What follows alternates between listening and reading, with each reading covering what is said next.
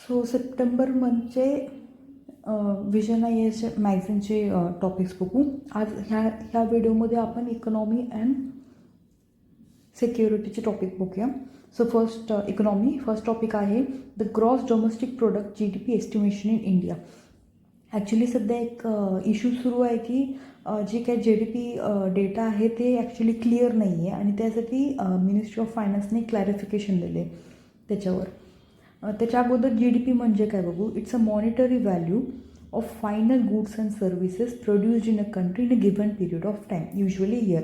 म्हणजे हे GDP जे आहेत ना ते कंट्रीमध्ये एका वर्षामध्ये किती प्रोडक्शन होतं आहे ऑफ गुड्स अँड सर्व्हिस ह्याचं जी मॉनिटरी व्हॅल्यू म्हणजे मनी व्हॅल्यूमध्ये असतं ना त्याला GDP म्हणतात. आणि इंडियाने ह्यावेळी म्हणजे GDP ग्रोथ आहे ते इंडियाचं 7.8 आहे ड्युरिंग एप्रिल-जून पिरियड 2023-24मध्ये as per income and production approach. आता GDP एस्टिमेशन आहे ते 3 अप्रोचमध्ये करतात. एक तर आहे ते प्रोडक्ट और व्हॅल्यू ॲडेड मेथड, म्हणजे व्हॅल्यू ॲडिशनमुळे किती प्रोडक्शन होतं आहे त्याच्यामध्ये किती कॉस्ट आहे ते. नंतर ना इन्कम मेथडवरून आहे आणि एक्सपेंडिचर खर्च किती करतो ह्या असे 3 मेथडने करतात. व्हॅल्यू ॲडेडमध्ये एकतर इनडायरेक्ट टॅक्स किती आहे ते ॲड करायचं, नंतर ना कन्झम्पशन ऑफ फिक्स्ड कॅपिटल, नंतर ना प्रायमरी सेक्टरचे फॅक्टर कॉस्ट काय त्याचं नेट व्हॅल्यू ॲडिशन किती केले प्रायमरी सेक्टरमध्ये, नंतर ना सेकंडरी सेक्टरमध्ये नेट व्हॅल्यू ॲडिशन किती केले ते, आणि नंतर ना टर्शियरी सेक्टरमध्ये नेट व्हॅल्यू ॲडिशन किती केले. सो हे सगळं ॲडिशन केलं तर आपल्याला GDP ॲट मार्केट प्राईस भेटतं. नंतर ना इन्कम मेथडमध्ये same net indirect tax involve होतं आणि same consumption of fixed capital आणि कॉम्पन्सेशन ऑफ एम्प्लॉईज. आता इन्कम असल्यामुळे एम्प्लॉईला जे कॉम्पन्सेशन दिले ते ॲड होणार. नंतर ना operating surplus, rent, interest, profit हे सगळं ॲड होणार. नंतर ना mixed income of self employed. So total GDP भेटतं आपल्याला. आणि एक्सपेंडिचर मेथडमध्ये प्रायव्हेट फायनल कन्झम्पशन एक्सपेंडिचर म्हणजे प्रायव्हेटमध्ये किती लोक किती परचेस करतात हे सगळं, आणि नंतर ना गव्हर्नमेंट किती फायनल एक्सपेंडिचर करते. परत ग्रॉस डोमेस्टिक कॅपिटल फॉर्मेशन किती आहे आणि नेट एक्सपोर्ट आणि म्हणजे एक्सपोर्ट्स ऑफ गुड्स अँड सर्व्हिसमधून पण आपल्याला प्रॉफिट भेटतं. सो हे सगळं ॲड केलं तर आपल्याला GDP ॲट मार्केट प्राईस भेटतं. आणि it was on the back of double digit expansion in the service sector. Service सेक्टरमध्ये 56% व्हॅल्यू ॲडिशन झालेलं आहे. आणि पण क्रिटिक्सचं म्हणणं आहे की हे जे GDP फिगर आहे ते म्हणजे अक्युरेट नाही आहे. आणि जी आता सध्या जी इन्फ्लेशन सुरू आहे हे इम्पॅक्ट म्हणजे ह्याचं इम्पॅक्ट आहे ते रिफ्लेक्ट करत नाही असं म्हणतात. तेच आता इथं सांगितलेलंच आहे. जी काय कॅल्क्युलेशन मेथड आहे ते प्रोडक्शन किंवा व्हॅल्यू ॲडेड मेथड ई स्टेट ऑफ प्रोडक्शनमध्ये आपण बघतो. नंतर ना income earn by factors of production आणि एक्सपेंडिचरमध्ये total expenditure incurred by the all entities. So हे 3 मेथडने आपण GDP हे करतो.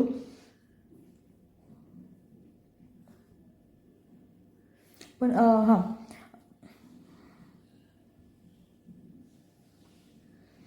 Ideally the growth rate in 3 approaches should be the same. ह्या तिन्हीमध्ये पण सेम असायला पाहिजे, पण ड्यू टू व्हेरिएशन डेटा कलेक्शनमध्ये वेगळं पडतं आणि processing often refer to a statistical discrepancy.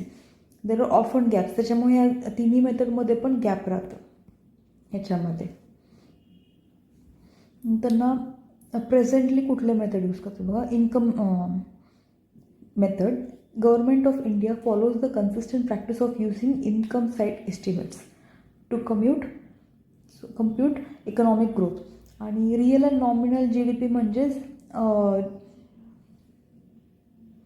Real GDP म्हणजे जे बेस प्राईस आहे ना, बेस इयर आहे त्याच्यावरून डिराईव्ह करतात ते रिअल GDP. आणि करंट प्राईसवर जे GDP एस्टिमेशन आहे ते नॉमिनल GDP असते. आणि GDP रिफ्लेक्टर म्हणजे त्याला इम्प्लिसिट प्राईस डिफ्लेटर म्हणतात. ते मेजर ऑफ इन्फ्लेशन म्हणजे एका वर्षामध्ये किती इन्फ्लेशन झाले with respect to real GDP. मग त्याच्या थ्रू आपण GDP डिफ्लेटर हे करतो. मग GDP डिफ्लेटरचं फॉर्म्युला आहे nominal GDP by real GDP. ह्या दोन्हीचं रेशिओ काढलं तर आपल्याला GDP डिफ्लेटर भेटतं. This ratio helps to show the extent to which the increase in GDP has happened on account of higher price rather than an increase in output. म्हणजे आपल्याला ह्याच्या through आपण इन्फ्लेशन बघू शकतो. पण चॅलेंजेस काय आहे कॅल्क्युलेशनमध्ये? एक तर अक्युरेसी भेटत नाही, आपल्याला डेटा अक्युरेसी भेटत नाही आहे. आणि नंतर दुसरा प्रॉब्लेम आहे अकाउंटिंग अनऑर्गनाइज सेक्टर. आता GDP एस्टिमेशनमध्ये फक्त आपण ऑर्गनाइज सेक्टर बघतात. अनऑर्गनाइज सेक्टरला अजून एवढं इम्पॉर्टन्स दिलं जात नाही किंवा त्याचे डेटा अवेलेबल नसतात. Exclusion, not all productive activities is included in the GDP. For example आता व्हॉलंटियर्स असतात किंवा घरात जी होममेकर्स असतात त्यांच्याबद्दल काहीच इन्व्हॉल्व नसतं, म्हणजे इन्क्लूड केलेलं नसतं GDPमध्ये. किंवा ब्लॅक मार्केट जे ॲक्टिव्हिटीज होते त्याचं मेशर आपल्याला माहीत नसते. सो हे चॅलेंजेस आहे. आणि why GDP is not a good marker to measure development. GDP का नाही आहे म्हणजे मिसलिडिंग ग्रोथ, म्हणजे सांगतच नाही आहे, प्रॉपर आपल्याला भेटत नाही आहे. So this is misleading growth. Many keywords including peacefulness, environment protection, family bonding हे सगळं मेशर केलं जात नाही.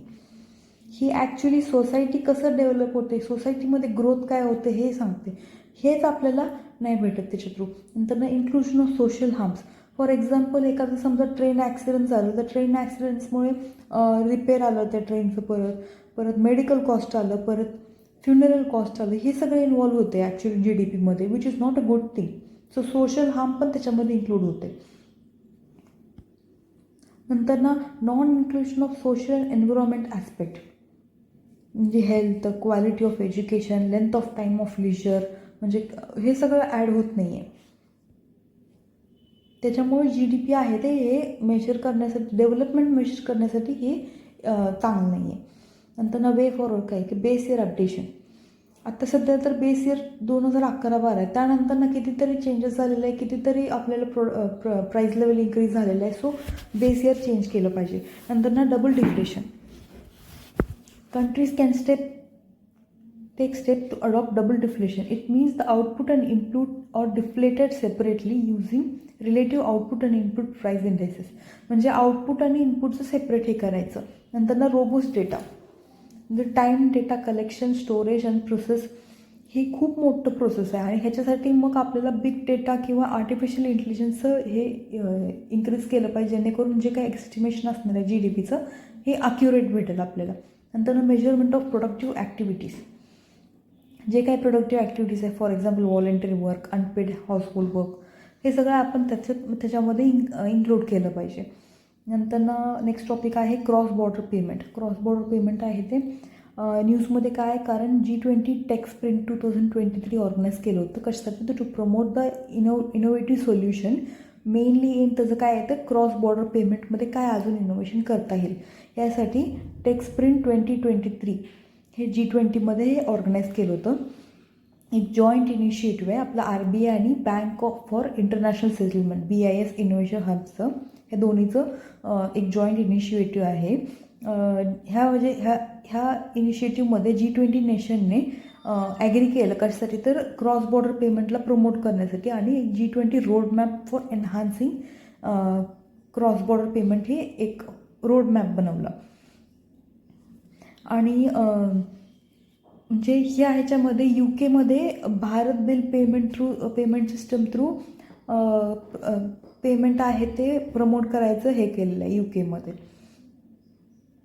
क्रॉस बॉर्डर पेमेंट म्हणजे काय, एक प्रकारचं ट्रान्झॅक्शन आहे जे की फायनान्शियल इन्स्टिट्यूट, बिझनेस, इंडिव्हिज्युअल कोण पण करू शकते, आणि ज्याच्यामध्ये सेंडर आणि रेसिपियंट आहे ते डिफरंट कंट्रीजमध्ये असतात, म्हणजे वेगवेगळ्या कंट्रीजमध्ये. आणि सध्या मार्केट व्हॅल्यू जे काय आहे याचं एस्टिमेट केले की 190 ट्रिलियन आहे सध्या 2023मध्ये, आणि 2030पर्यंत 290 ट्रिलियन डॉलर्स एवढं त्याचं एस्टिमेट आहे. म्हणजे अजून ह्याच्यामध्ये खूप आपल्याला फायदा भेटू शकतो. आत्ता सध्या कॉमन टाईप काय आहे, म्हणजे सध्या काय चालू आहे क्रॉस बॉर्डर पेमेंटमध्ये टाईप आहे इंटरनॅशनल वायर ट्रान्सफर, म्हणजे शिफ्ट कोड असतात त्याच्या थ्रू सेंडर आहे ते बँकला प्रोव्हाइड करतात आणि ते इन्स्ट्रक्ट करतात to send money to recipient. म्हणजे दुसऱ्या कंट्रीमध्ये जे रेसिपियंट आहेत ज्यांना मनी सेंड करायचं आहे त्यांना इन्स्ट्रक्शन बँक सेंड करते. नंतर डिजिटल वॉलेट, म्हणजे आपल्याला माहिती आहे गुगल पे, पेपल, ॲपल पे हे सगळं डिजिटल वॉलेट्स आहे. नंतर ना इंटरनॅशनल मनी ऑर्डर, म्हणजे हे काय करतात, पेपर बेस्ड पेमेंट मेथड आहे. हे काय करतात की मेल किंवा हे इलेक्ट्रॉनिकली सेंड करतात थर्ड पार्टी प्रोव्हायडरला, म्हणजे दुसऱ्या एखाद्याला सेंड करायचं मेल, मग ते त्या रेसिपियंटला मनी सेंड करणार.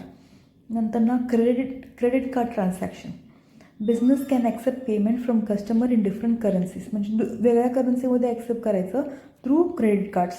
नंतर ना क्रिप्टो करन्सीज, मग बिटकॉइन, एथिरियम हे सगळं क्रिप्टो करन्सीज आहेत जे क्रॉस बॉर्डर पेमेंटला यूज करतात. आता मेकॅनिझम बघू. Simple cross border payment using account held at each bank. आता सेंडर आहे आणि रिसिवर आहे. सेंडर आहे तो बँकेमध्ये त्याचा अकाउंट आहे, तो काय करतो की त्याच्या अकाउंटमध्ये डेपॉझिट करतो आणि म्हणजे त्याच्यातून डायरेक्ट सेंड करतो रिसिव्हरच्या बँकला, आणि रिसिव्हरला ते डायरेक्ट त्याच्या अकाउंटमध्ये भेटतं. म्हणजे ह्याच्यामध्ये एक मिडल पार्टी नसतात. आणि cross border payment using correspondent bank, म्हणजे सेंडर आहे ते स्वतःच्या अकाउंटमध्ये हे करणार आणि बँक करस्पॉन्डंट बँकला देणार, आणि ते बँक नंतर ना ह्या कंट्रीच्या करन्सीमध्ये कन्वर्ट करून ह्या बँकला त्या रिसिव्हरच्या बँक अकाउंटमध्ये डिपॉझिट करणार अमाऊंट. म्हणजे ह्याच्यामध्ये करस्पॉन्डंट बँक आहे ते इन्वॉल्व होते. आता सिग्निफिकन्स म्हणजे इम्पॉर्टन्स काय आहे क्रॉस बॉर्डर पेमेंटचं, फायनान्शियल इन्क्लुजन होणार ना.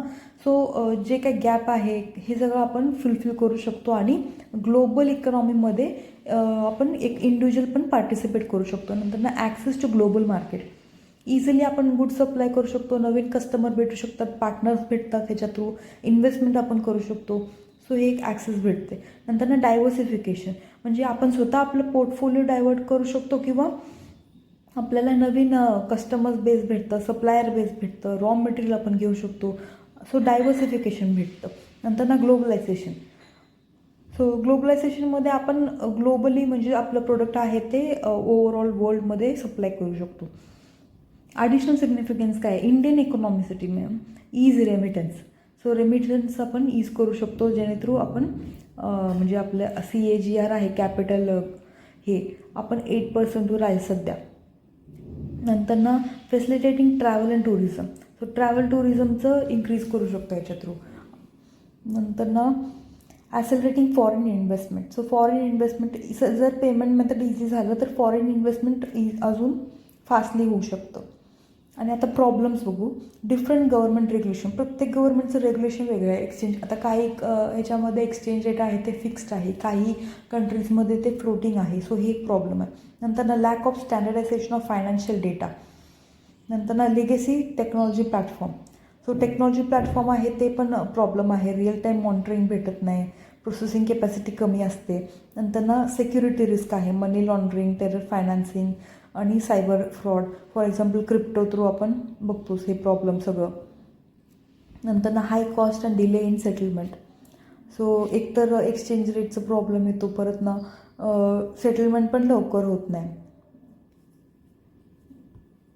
नंतर ना ह्याच्यामध्ये स्टेप टेकन इन इंडियाने स्टेप्स काय घेतले की हे स्ट्रेंथन करण्यासाठी. RBI विजन 2025 ह्याच्यामध्ये काय सांगितलं आहे की focus area is to bring ease in cross border payment by using bilateral and multilateral arrangements.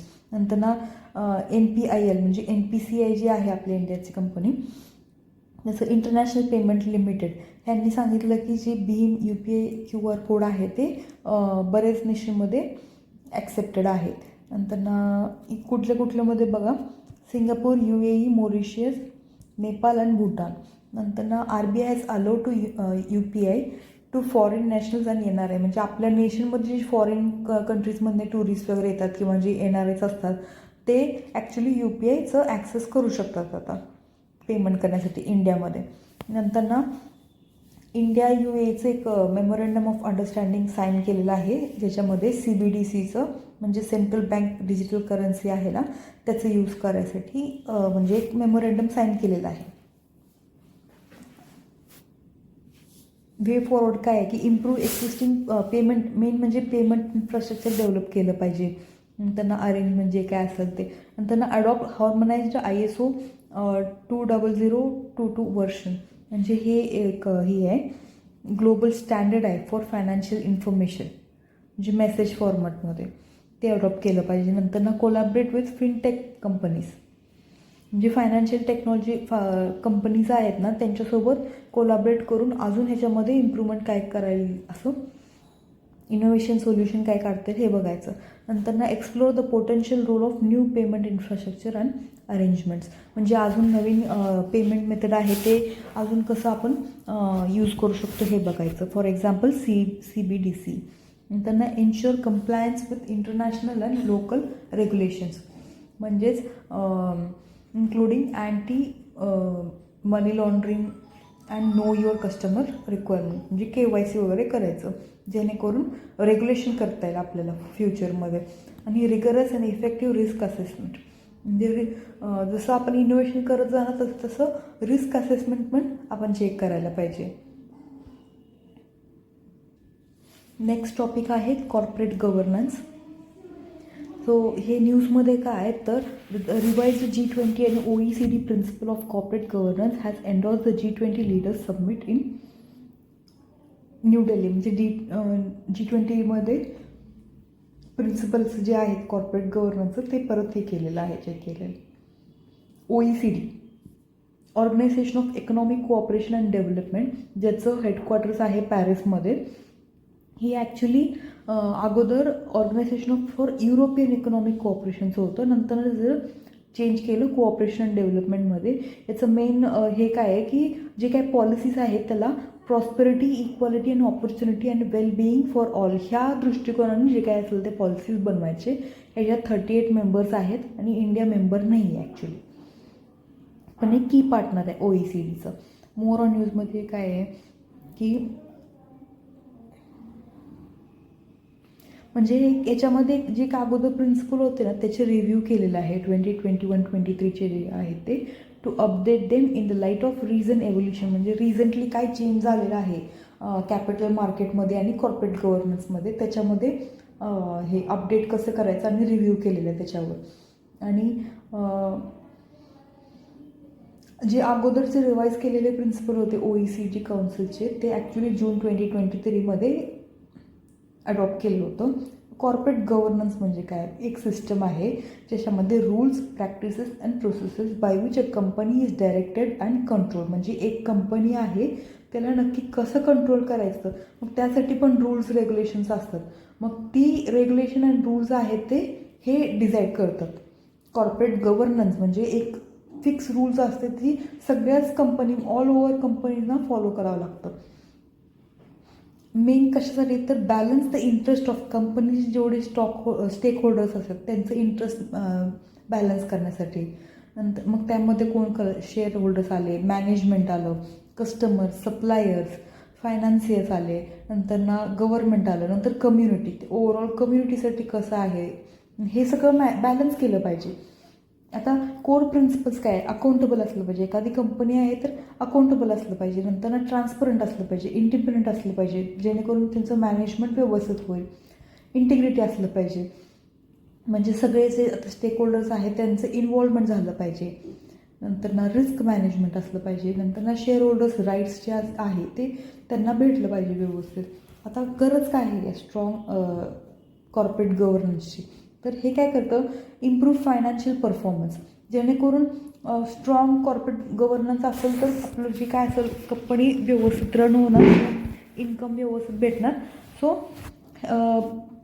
ह्याच्यामुळे फायनान्शियल परफॉर्मन्स ही होणार, रिस्क कमी होणार, बेटर इन्फॉर्म डिसिशन घेऊ शकतात. नंतर बिल्ड ट्रस्ट अँड कॉन्फिडन्स, जी सप्लायर्स आहेत किंवा stakeholders, for example share holders आहेत, नंतर ना जी कस्टमर्स आहेत ह्यांच्यामध्ये एक विश्वास येणार की, किंवा इन्व्हेस्टर्स आहेत जे फायनान्शियर्स आहेत, एखादी कंपनी चांगली असली तरच ते इन्व्हेस्ट करणार त्या कंपनीमध्ये.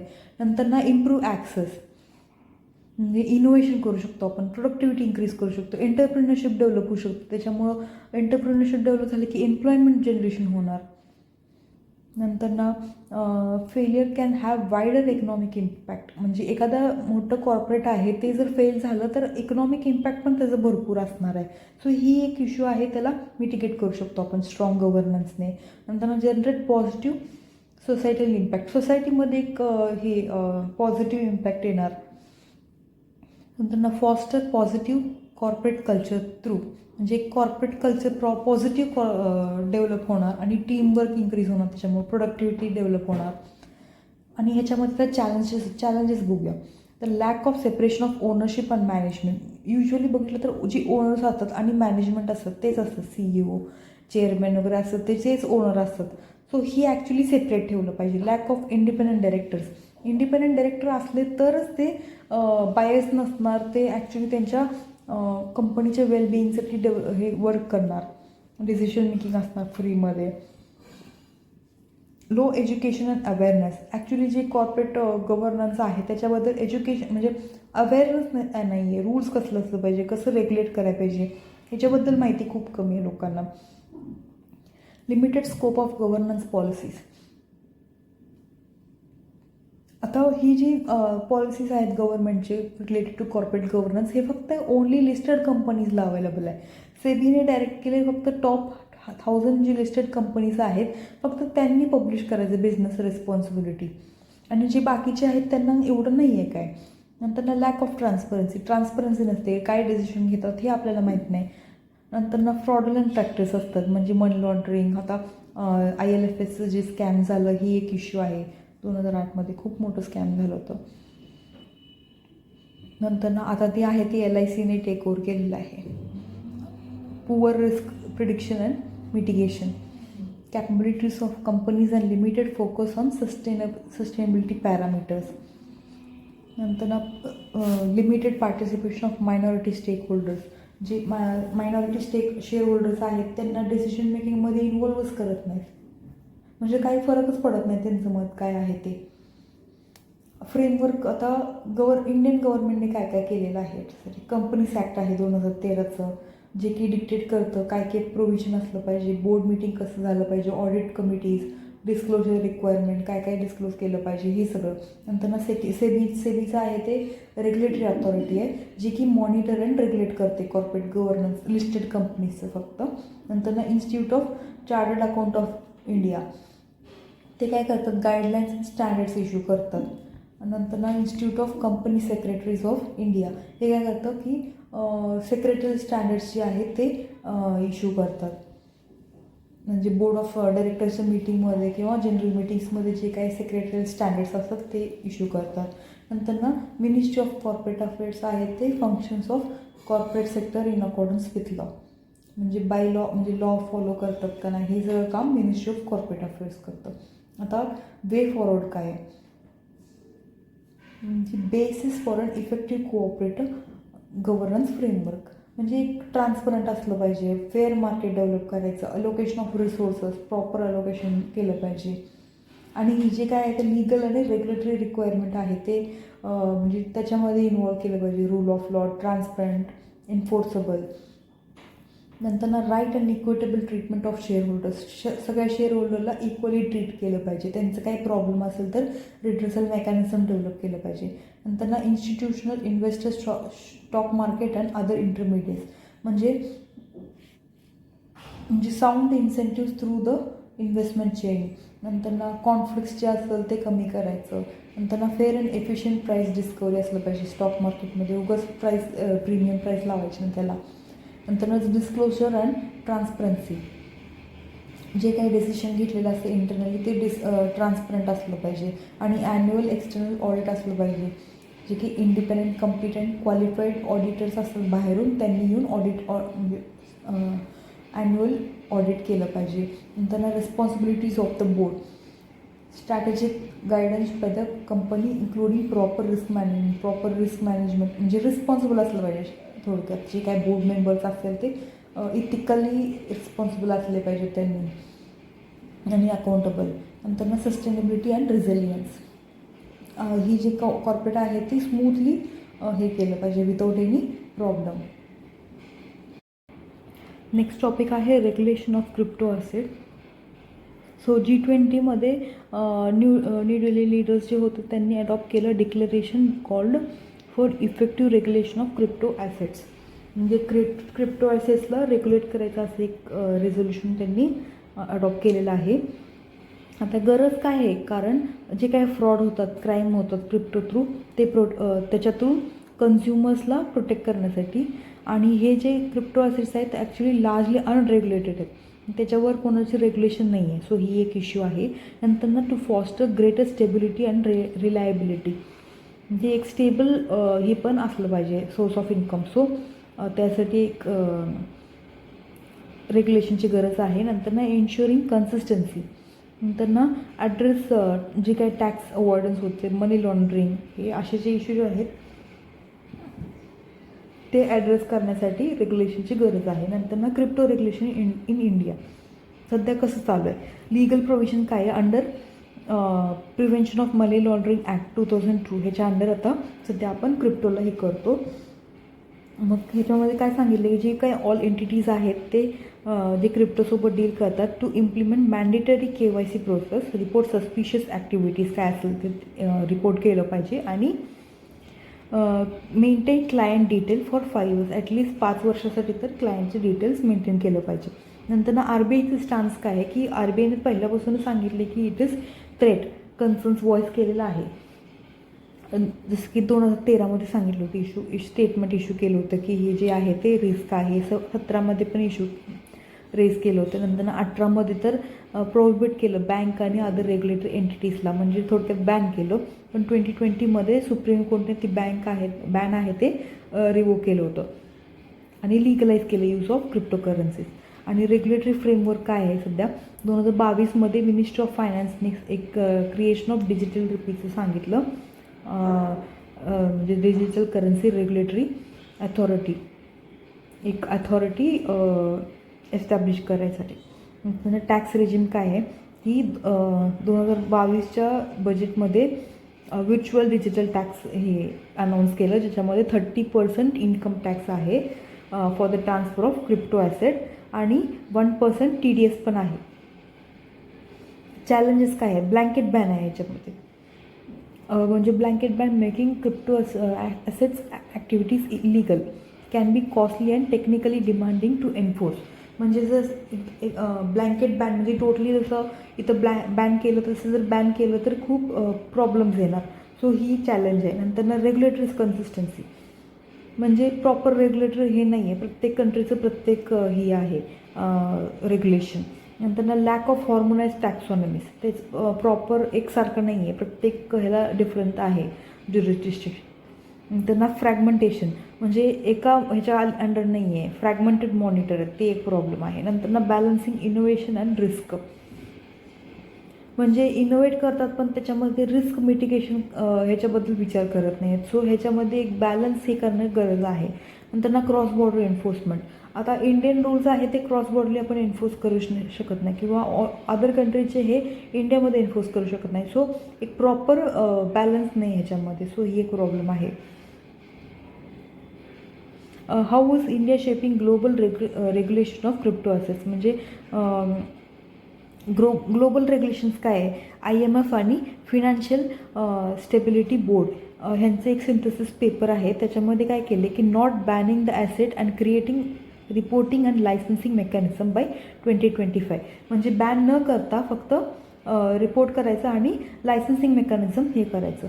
नंतर market in crypto asset regulation MiCA, हे युरोपियन युनियनने फ्रेम केले. ही जी काय आहे ते first cross border jurisdictional regulatory आणि सुपरवायझरी फ्रेमवर्क आहे. नंतर इमर्जिंग मार्केट्स अँड ॲडव्हान्स इकॉनॉमिक्सने काय केले, both the lag on regulatory development, म्हणजे रेग्युलेशनच नाही आहे.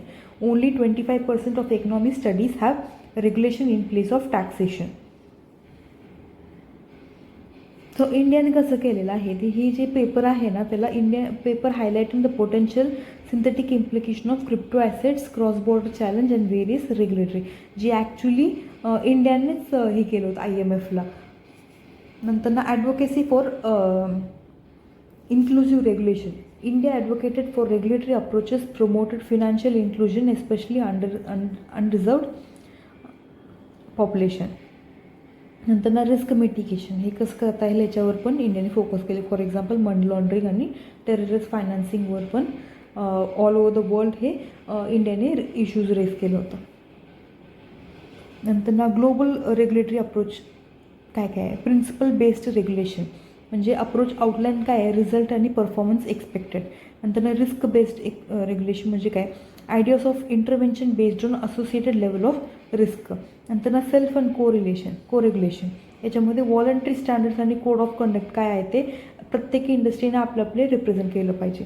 नंतर ना regulation of enforcement, it indicates that the enforcement action are being used to define regulatory framework and making rules. आता ह्याच्यामध्ये अजून काय पुढं करू शकतो आपण, इम्प्लिकेशन ऑफ पॉलिसी लिंकेज, जी काय आहे ते पॉलिसी अडिक्वेट पॉलिसी हे केलं पाहिजे, इम्प्लिमेंट फ्रेम करायला पाहिजे. फॉर एक्झाम्पल जर समजा इम्प्लिकेशन ऑफ क्रिप्टो असेल तर मॅक्रो इकॉनॉमिक स्टेबिलिटीवर विचार केला किंवा फायनान्शियल स्टेबिलिटी आणि other issue like legal, financial integrity, market integrity, environment risk काय हे सगळं विचार करून जर केलं, पॉलिसी रिस्पॉन्स काय असणार की मॉनिटरी सॉव्हर्निटी आणि स्टेबिलिटी सेफगार्ड करू शकतो आपण, कॅपिटल व्हॉलेटिलिटी ही करू शकतो. नंतर ना फिस्कल रिस्क जे आहे ते प्रिव्हेंट करू शकतो, अडॉप्ट अनॉनमस टॅक्स ट्रीटमेंट, नंतर ना मॉनिटर करू शकतो क्रिप्टो ॲसेट्स आहेत ते. नंतर ना जी हाय लेवल रिकमेंडेशन्स आहेत फायनान्शियल स्टेबिलिटी बोर्डचे ते आपण अडॉप्ट करू शकतो आणि त्यांचे वेरियस स्टँडर्ड्स आहेत, SSB स्टँडर्ड, GSEs हे आपण कन्सिडर करू शकतो. नंतर ना legal treatment provide clear guidance आणि FATF financial action task force standards जे आहेत ते इम्प्लिमेंट करू शकतो आणि मार्केट इंटिग्रिटी आहे इश्यूज जे आहेत ते ॲड्रेस करू शकतो आपण ह्याच्या थ्रू. आणि no outright ban, blanket ban तेच जे ब्लँकेट बॅन करतो त्याच्यामुळे इलिगल ट्रेडिंग सुरू होते. नंतर ना licence and supervisions, so proper licensing केलं पाहिजे आणि सुपरवाईज केलं पाहिजे. नंतर ना अँटी मनी लॉन्ड्रिंग म्हणजे त्याच्यावर पण आपण मनी लॉन्ड्रिंगवर हे केलं पाहिजे, म्हणजे जेणेकरून फॉर एक्झाम्पल रेकॉर्ड किपिंग, जर सस्पिशियस ॲक्टिव्हिटीज होत असेल तर लगेच रिपोर्ट केलं पाहिजे. नंतर ना क्लॅरिटी ऑन टॅक्सेशन म्हणजे क्लिअर टॅक्स पॉलिसी असली पाहिजे. आता जसं की 2022मध्ये सांगितलं की 30% टॅक्स आहे क्रिप्टो ॲसेट्सला, सो असं क्लिअर टॅक्स पॉलिसीज असलं पाहिजे. नंतर ना एक फ्रेमवर्क बनवलं आहे crypto asset reporting framework G20 नेशन्सने, त्याच्यामध्ये आपण डेटा शेअर करतो फॉर इफेक्टिव्ह टॅक्स कंप्लायन्स. नंतर ना robust data framework. Next topic आहे digital inclusion in emerging technologies. आता इमर्जिंग टेक्नॉलॉजीमध्ये डिजिटल इन्क्लुजन कसं करायचं आहे.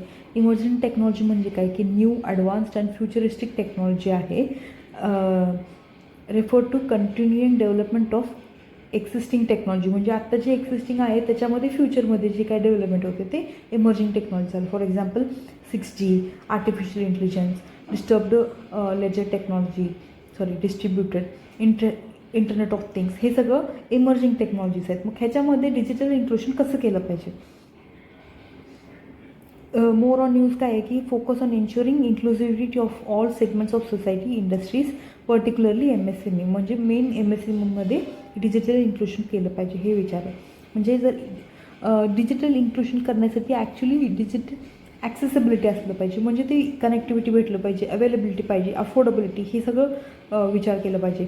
ही जर असेल तरच आपल्याला लिटरसी भेटतं, म्हणजे माहिती भेटणार त्याच्याबद्दल, इन्फॉर्मेशन टेक्नॉलॉजी आणि मीडिया लिटरसी. आणि ही टेक्नॉलॉजीबद्दल माहिती असलं, लिटरसी असेल तर ते एनहान्स काय करू शकते की लोक त्याच्यावर विश्वास ठेवू शकतात, यूज करू शकतात, त्याचं युजफुलनेस करणार, अवेअरनेस करणार.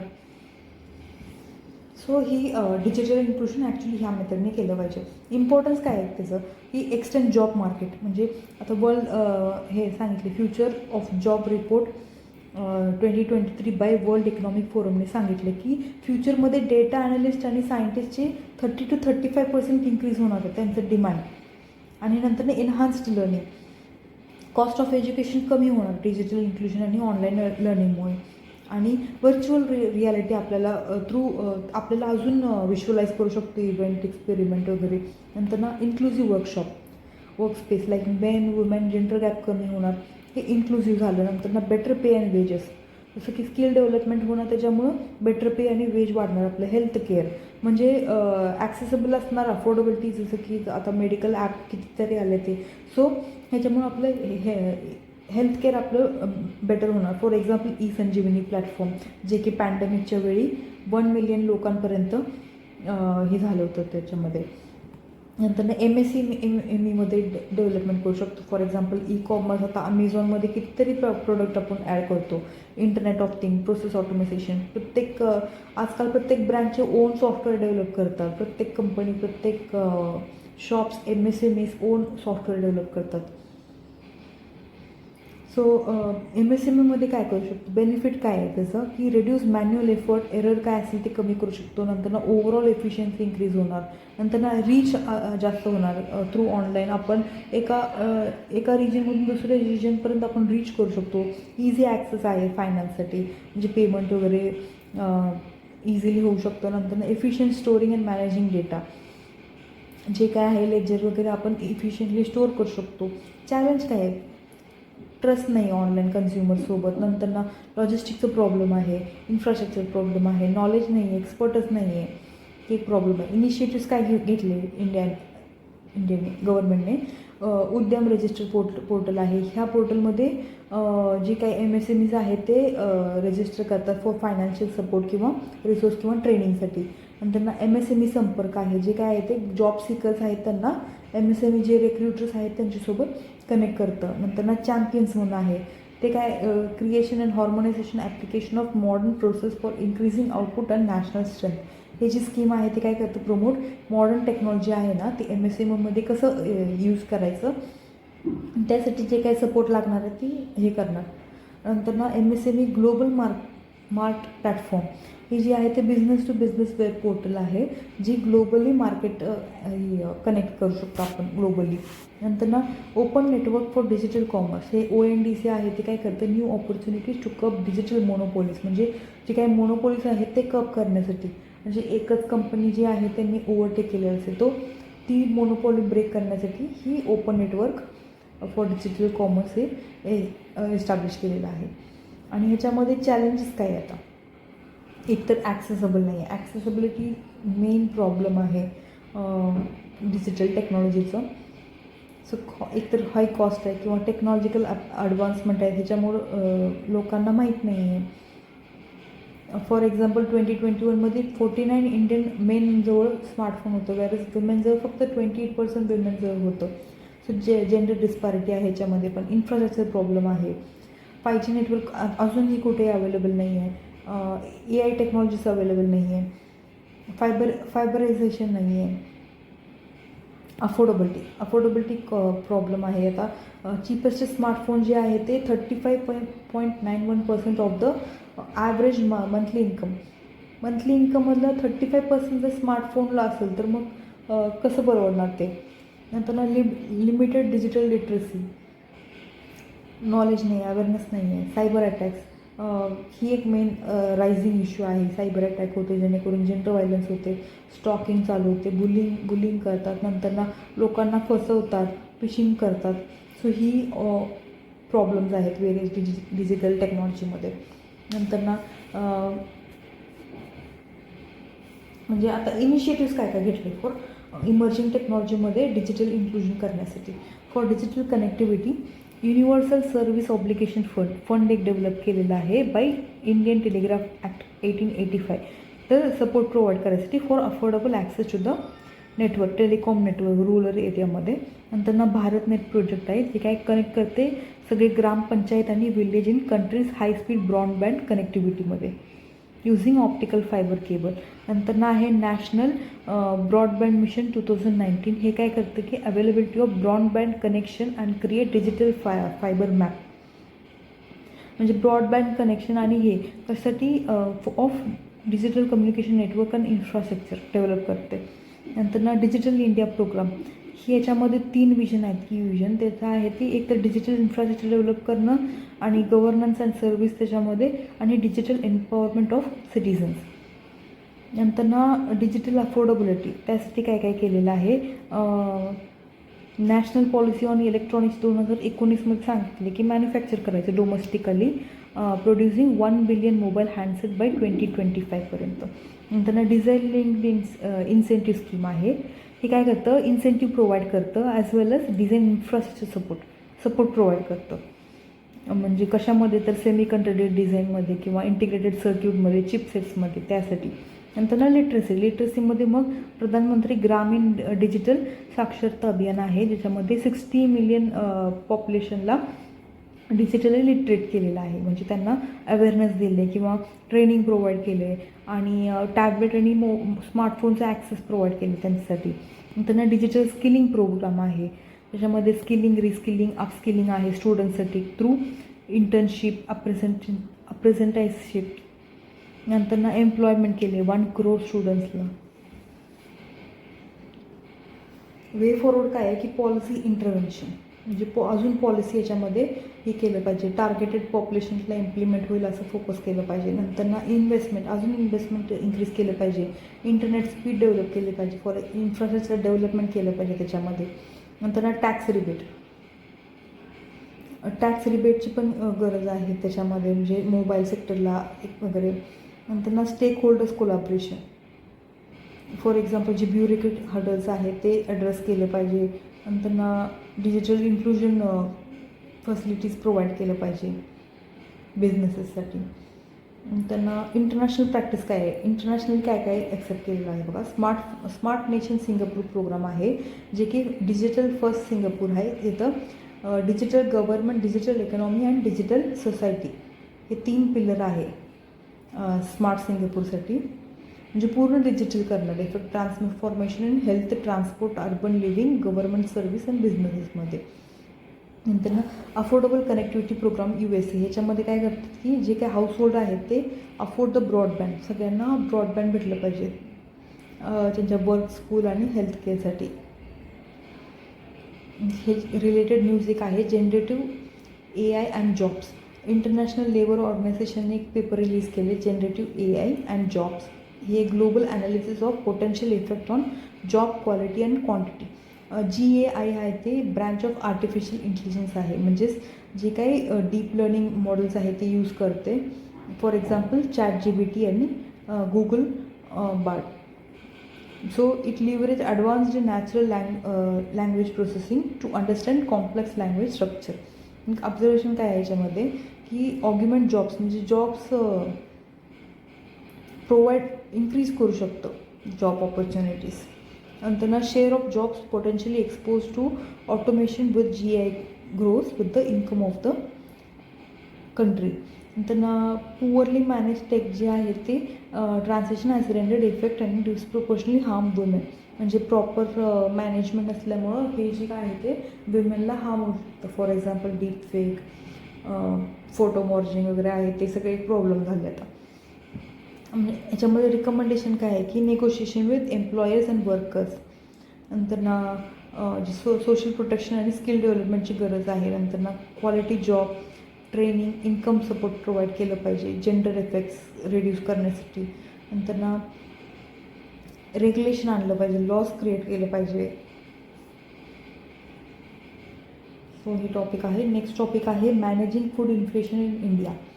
सो रिसेंटली फूड इन्फ्लेशन खूप झालं होतं. फॉर किती 6.83 इन्फ्लेशन होतं फूड इन्फ्लेशन. आणि रिटेल इन्फ्लेशन आहे आणि फूड इन्फ्लेशन आहे ते 9.2% होतं ॲज पर CPI ती NSO under ministry of MOSPI statistical programme implementation आहे ना, त्यांच्या अंडर NSO आहे, नॅशनल स्टॅटिस्टिकल ऑर्गनायझेशन. ते कॅल्क्युलेट करतात कन्झ्युमर प्राईस इंडेक्स. आणि हे जे रिझन आहे रिटेल इन्फ्लेशनचं, कारण फूड आणि बेवरेज आहे ते नियर अबाउट 45% त्याचं इन्फ्लेशन आहे कन्झ्युमर प्राईस इंडेक्समध्ये, वेटेज आहे.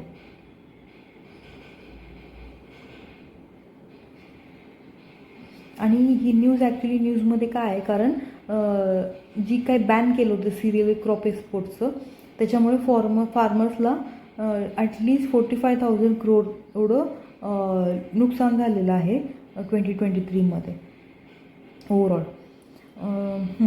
आता CPIचं मेजर कॉन्ट्रीब्युटर फूड इन्फ्लेशनचं मेजर कॉन्ट्रीब्युटर कुठलं आहे? टोमॅटो, ऑनियन, सिरियल्समध्ये व्हीट आणि राईस आहे, स्पायसेस क्रॉप आहे, मिल्क आणि डेअरी प्रोडक्ट्स आहे. सो व्हीट इन्फ्लेशन आहे ते डोमेस्टिक फॅक्टर्समुळे झालेलं आहे, हीट वेव्ह आणि अनसिजनल रेनमुळे. आणि मेन इश्यू आहे रशिया युक्रेन वॉरमुळे पण व्हीट इन्फ्लेशन झालेलं आहे. नंतर ना लॉंग टर्ममध्ये काय काय आहे म्हणजे फूड इन्फ्लेशनचं कारण की मॉन्सून व्हेरिएबिलिटी, एल निनो, लानिना हे सगळे प्रॉब्लेम आहे. नंतर ना ग्लोबल कमोडिटी प्राईस म्हणजे ग्लोबली पण ऑइल प्राईस आहे ते कमी जास्त होते, फूड प्राईस कमी जास्त होते. सो हे एक रिझन आहे. नंतर ना government policies like MSP policies पण मॅक्सिमम सेलिंग प्राईस पॉलिसी पण ॲफेक्ट करू शकतो. नंतर ना इन्फ्रास्ट्रक्चर अवेलेबिलिटी, स्टोरेज नसेल, सप्लाय चेन व्यवस्थित नसेल तर हे एक प्रॉब्लेम झालं. नंतर ना वेरियस कंट्रीमध्ये एक्सचेंज रेट फ्लक्च्युएशन म्हणजे काही कंट्रीमध्ये फिक्स्ड रेट असतात, काहीमध्ये फ्लोटिंग असतात. सो ही एक प्रॉब्लेम आहे. नंतर ना outbreak of paste and disease. So एखाद्या क्रॉपमध्ये सडन आउटब्रेक झालं तर ही एक इश्यू आहे. अवेलेबिलिटी कमी होते ज्याच्यामुळे इन्फ्लेशन वाढणार. गव्हर्नमेंटने काय काय केलेलं आहे, एक्सपोर्ट रेस्ट्रिक्शन आता रिसेंटली रेस्ट्रिक्ट केलं होतं export ban wheat, broken rice आणि नॉन बासमती राईसवर. किंवा ड्युटी लावलं होतं 20% ऑन बॉइल्ड राईस आणि पार्शली बॉइल्ड राईस आणि 40% आहे ते ड्युटीज लेवी केलं होतं ऑनियनवरती. सो ही मेशर्स आहेत इन्फ्लेशन कंट्रोल करण्यासाठी फ्रॉम गव्हर्नमेंट. नंतर ना स्टॉक लिमिट म्हणजे जी स्टॉक लिमिट आहे त्याच्या स्टॉक म्हणजे स्टोअर करून देतात त्याच्यावर लिमिट हे केलं होतं. नंतर ना बफर स्टॉक्स आहेत म्हणजे गव्हर्नमेंटने स्वतः बफर स्टॉक ठेवलेला असते, मग त्याच्यातून हे केलेलं असतं, ओपन मार्केटमध्ये सेल करतात ते. नंतर ना फूड सिक्युरिटी स्कीम म्हणजे फॉर एक्झाम्पल गरीब कल्याण अन्न योजना जे की जी पुअर फॅमिलीज आहेत त्यांना 5 kg ग्रेन्स आहेत ते फ्री ऑफ कॉस्ट प्रोव्हाइड करतात. नंतर ना direct support to farmers MSP. नंतर ना सप्लाय साईड मेशर्स म्हणजे काय काय म्हणजे प्रोडक्टिव्हिटी इन्क्रीज करायचं, मार्केटिंग, स्ट्रॅटेजिक रिझर्व हे सगळं याच्यावर फोकस करणं. आता सध्या कन्सर्न्स काय आहे with the current food inflation. So एकतर फार्मर्सचं इन्कम लॉस झालं कारण एक्सपोर्ट वगैरे बॅन केलं असं त्याच्यामुळे इन्फ्लेशन वाढलं आणि फार्मर्सला प्रॉपर इन्कम भेटत नाही आहे. नंतर ना पॉलिसी बायस आहे, हे जे आहे ते कन्झ्युमरच्या फेवरमध्ये आहे, प्रोड्युसर्सच्या फेवरमध्ये नाही आहे. नंतर ना इनडायरेक्ट टॅक्स बर्डन आहे, मग इनडायरेक्टली हे सगळं जे फ्री फूड प्रोव्हाइड करतं हे सगळं इनडायरेक्ट टॅक्स बर्डनवर म्हणजे फार्मर्सवर येऊन पडतं. नंतर ना डम्पिंग इफेक्ट आहे म्हणजे डम्पिंग इफेक्ट म्हणजे इंडियन प्रोडक्ट इंडियन मार्केटमध्येच चीप भेटणार, तेच प्रोडक्ट जर बाहेरच्या मार्केटमध्ये गेलं तर त्यांना हायर प्राईस भेटतं, पण इंडियन मार्केटमध्ये एक्सटर्नल मार्केटपेक्षा पण इंडियन मार्केटमध्ये कमी भेटतं, त्यालाच डम्पिंग म्हणतात. नंतर ना ग्लोबल रॅमिफिकेशन म्हणजे लार्जेस्ट राईस प्रोड्युसर आहे, मग ग्लोबली अफेक्ट होतं. 40% ग्लोबल शेअर आहे इंडियाचं. तर इंडियाने अचानक असं बॅन केलं तर इंडियाचं इमेज कमी होणार. नंतर ना ही ॲक्च्युली कसं मॅनेज केलं पाहिजे ही काही इन्फ्लेशन होते without adverse effect. So calibrated trade पॉलिसीमध्ये अजून विचार केलं पाहिजे, अजून कसं म्हणजे प्रॉपर इम्प्लिमेंटेशन केलं पाहिजे. प्रोटेक्शनिस्ट आहे ते कसं म्हणजे अवॉइड केलं पाहिजे. नंतर ना बफर स्टॉक इन्क्रीज केलं पाहिजे त्याच्यामध्ये. नंतर ना इन्कम सपोर्ट फार्मर्सला सध्या 6000 देतात PM किसानमध्ये स्कीम थ्रू, तो आता ती 10,000 इन्क्रीज केलं पाहिजे. नंतर ना डेव्हलपमेंट ऑफ फूड प्रोसेसिंग म्हणजे जेणेकरून प्रोसेस्ड फूड आहे ते स्टोअर करू शकतो एक्स्ट्रा ह्याच्यासाठी. नंतर ना रिसर्च आणि डेव्हलपमेंटमध्ये अजून शेअर वाढवलं पाहिजे. सध्या तरी 0.48% आहे GDP, आता 2% ॲटलीस्ट 2% तरी केलं पाहिजे जेणेकरून जी drought resisting variety seed varieties आहेत ते डेव्हलप करता येईल. नंतर ना इन्क्रीजिंग इरिगेशन म्हणजे इरिगेशनमध्ये पण मायक्रो इरिगेशन इन्फ्रास्ट्रक्चर हे सगळं डेव्हलप केलं पाहिजे.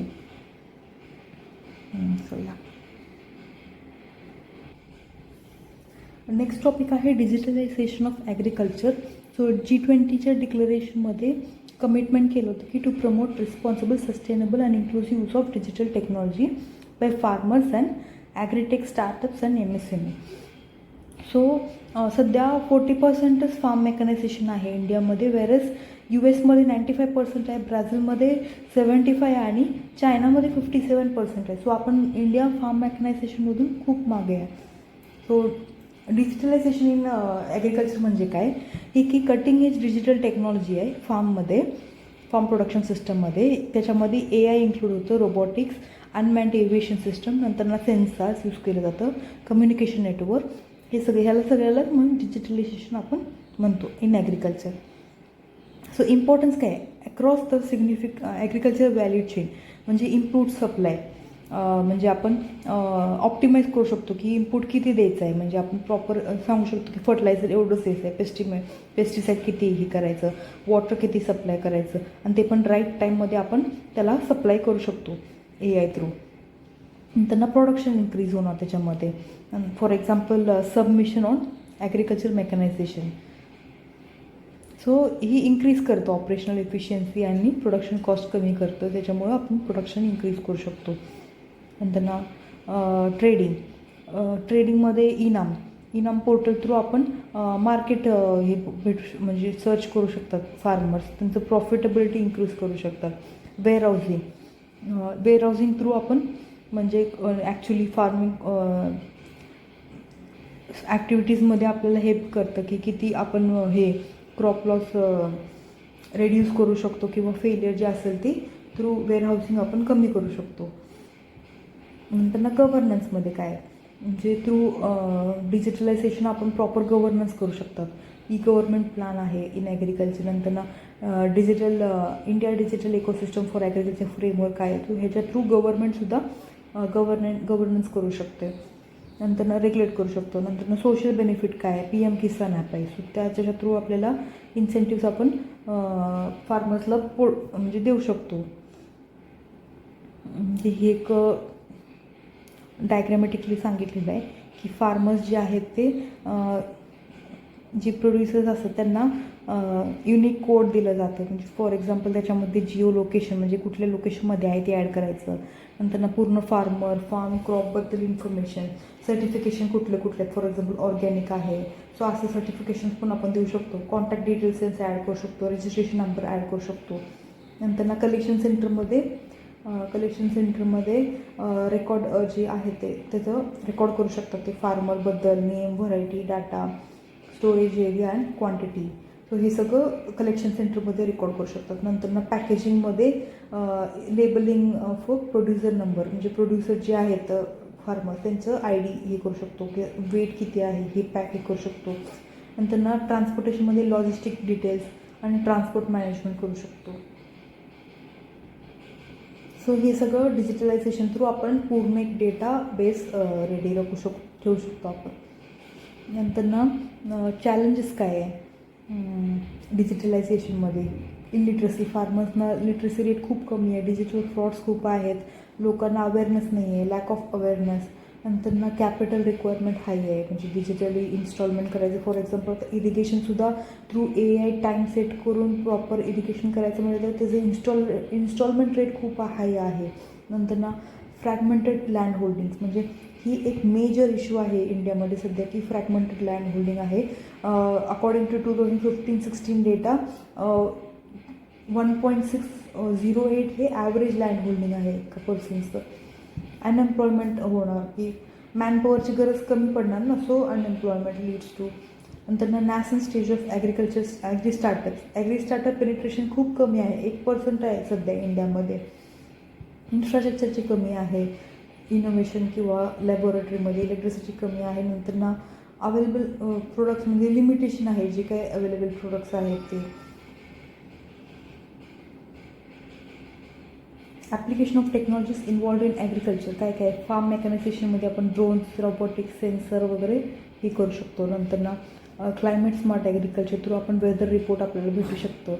नंतर बायोटेक्नॉलॉजी अँड जेनेटिक मॉडिफिकेशन, हे म्हणजे जेनेटिकली मॉडिफाईड क्रॉप्स आपण हे करू शकतो.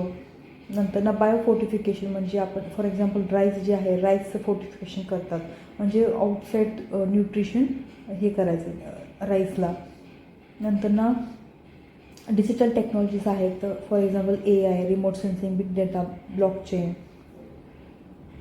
नंतर वे फॉरवर्ड काय की ॲक्सेस इम्प्रूव्ह केलं पाहिजे. डिजिटल म्हणलं की पहिला विचार आपल्याला ॲक्सेसिबिलिटीचा आहे. अगोदर डिजिटलायझेशन ॲक्सेसिबल असलं पाहिजे, अफोर्डेबल असलं पाहिजे. नंतर अफोर्डेबल कॉस्टमध्ये. नंतर portable hardware modules need to be focus, म्हणजे इझिली ते कॅरी केलं पाहिजे, म्हणजे इझिली ट्रान्सफर केलं पाहिजे, छोटं असलं पाहिजे, प्लग असलं पाहिजे आपली हार्डवर, जेणेकरून ती farmer group of farmers share करू शकतात. नंतर ना bridging the gap between field and academic institution, म्हणजे KVKs वगैरे रिसर्च इन्स्टिट्यूट्स आहेत त्यांना रेग्युलर फार्मर्ससोबत कनेक्ट करून फील्ड डेमॉन्स्ट्रेशन केलं पाहिजे. एक्सटेन्शन, यालाच एक्सटेन्शन एज्युकेशन म्हणतात. नंतर ना arrangement of better financing options and incubation centre, म्हणजे ॲग्रीटेक्स आहेत त्यांना इन्क्युबेशन सेंटर्स प्रोव्हाइड केलं पाहिजे, जेणेकरून ते एक्सपेरिमेंट करू शकतात तिथे. नंतर त्यांना फायनान्सिंग ऑप्शन प्रॉपर असलं पाहिजे. त्यांच्यावर फॉर एक्झाम्पल टॅक्स रिलीफ दिलं पाहिजे त्यांना. नंतर ना लेटेस्ट इनिशिएटिव्स काय की unified portal for agriculture statistics, ही एक पोर्टल आहे ज्याच्यामध्ये डेटा मॅनेजमेंट प्लॅटफॉर्म आहे. क्रॉप एस्टिमेट काय आहे आणि इंटिग्रेट विथ अदर सिस्टम्स, म्हणजे for example price, trade, procurement, stock, हे सगळं त्याच्यामध्ये इंटिग्रेट केलेलं आहे. नंतर ना किसान ऋण पोर्टल आहे, त्याच्यामध्ये मग लोन किती आहे फार्मरचं डेटा भेटतं त्याच्यामध्ये, किंवा त्यांना इंटरेस्ट सबवेन्शन्स किती दिले आहेत, सो हे सगळं आपण त्याच्यामध्ये हे करू शकतो. नंतर ना weather information network data system manual, म्हणजे आपल्याला थ्रू स्टेक होल्डर्सला वेदर रिपोर्ट देऊ शकतं. नंतर ना एस्टेक आता रिसेंटली डेव्हलप केलेलं आहे एस्टेक, यील्ड एस्टिमेशन सिस्टम, म्हणजे एस्टिमेट करतं प्रोडक्शन किती आहे त्याचं, सो यील्ड असेसमेंट करतं ग्रामपंचायत लेवलला. नंतर ना नॅशनल ई गव्हर्नन्स प्लॅन आहे इन ॲग्रिकल्चर, ही सेंट्रली स्पॉन्सर्ड स्कीम आहे, मिनिस्ट्री ऑफ ॲग्रिकल्चरच्या अंडर येतं, to achieve rapid development in India through use of modern technology in agriculture. So next topic आहे नॅशनल लॉजिस्टिक पॉलिसीज.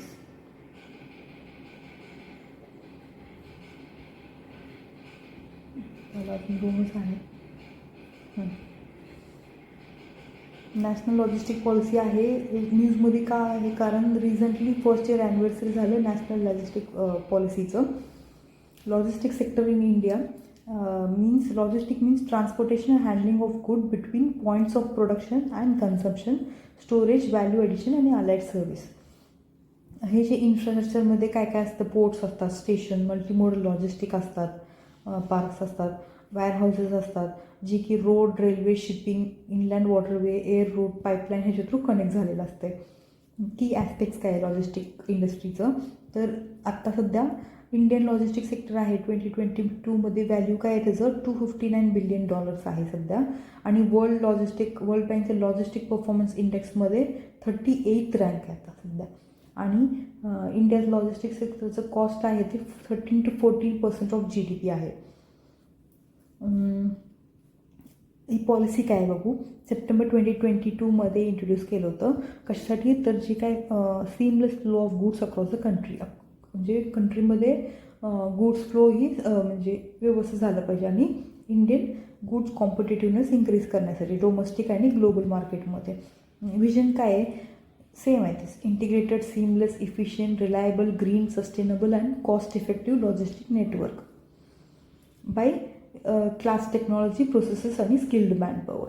टार्गेट काय आहे, तर reduce करायचं कॉस्ट ऑफ लॉजिस्टिक इंडियामध्ये बाय 2030पर्यंत. आणि सध्या जी इंडेक्स रँकिंगमध्ये 38th रँक आहे ना, ते 25मध्ये गेलं पाहिजे, टॉप 25मध्ये. नंतर ना data driven support mechanism provide केलं पाहिजे. आणि याचं इम्प्लिमेंटेशन कोण करतं, तर through comprehensive logistic action plan करतात. हे जे पॉलिसी आहे ते 8 एरियाज आहेत हे ॲक्शन प्लॅन्सचं. कुठले आहेत, इंटिग्रेटेड डिजिटल लॉजिस्टिक, म्हणजे डिजिटल केलं पाहिजे सगळं, स्टँडर्डायझेशन ऑफ फिजिकल ॲसेट्स आणि बेंचमार्क ठेवलं पाहिजे, जेणेकरून क्वालिटी हे प्रोव्हाइड केलं पाहिजे. नंतर ना ह्युमन रिसोर्स डेव्हलपमेंट आणि कॅपॅसिटी बिल्डिंग, म्हणजे स्किल वगैरे डेव्हलप करायचं. नंतर ना एंगेजमेंट, स्टेटला इन्व्हॉल्व करायचं याच्यामध्ये, एक्सपोर्ट इम्पोर्ट लॉजिस्टिक. नंतर ना सर्व्हिस इम्पोर्ट फ्रेमवर्क. नंतर ना sectoral plan for efficient logistic. नंतर facilities of development of logistic parks. आत्तापर्यंत प्रोग्रेस काय आहे, डिजिटलायझेशनमध्ये काय केलं आहे की युनिफाईड लॉजिस्टिक इंटरफेस प्लॅटफॉर्म एक डेव्हलप केलं आहे, जे की डेटाबेस्ड प्लॅटफॉर्म आहे ज्याच्यामध्ये 34 लॉजिस्टिक रिलेटेड डिजिटल सिस्टम आहे ते इन्क्लूड केले. फॉर एक्झाम्पल GST डेटा वगैरे असं.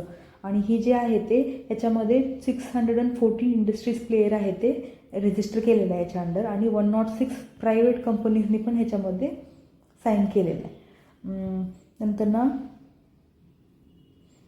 एक्सिम लॉजिस्टिकमध्ये काय केले की last and first mile infrastructure gap हे करायचं. लास्ट अँड फर्स्ट माईल म्हणजे जिथून प्रोडक्ट प्रोड्यूस होते, आणि लास्ट म्हणजे जिथं प्रोडक्ट फायनली डिलिव्हर होते, फॉर एक्झाम्पल कस्टमर्स.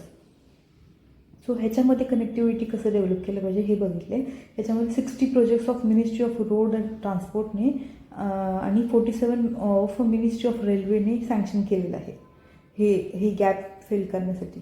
नंतर ना स्टेट एंगेजमेंट, स्टेटला होलिस्टिक एंगेजमेंट घेतलं पाहिजे. 22 स्टेटने नोटिफाय केले ते पॉलिसीज.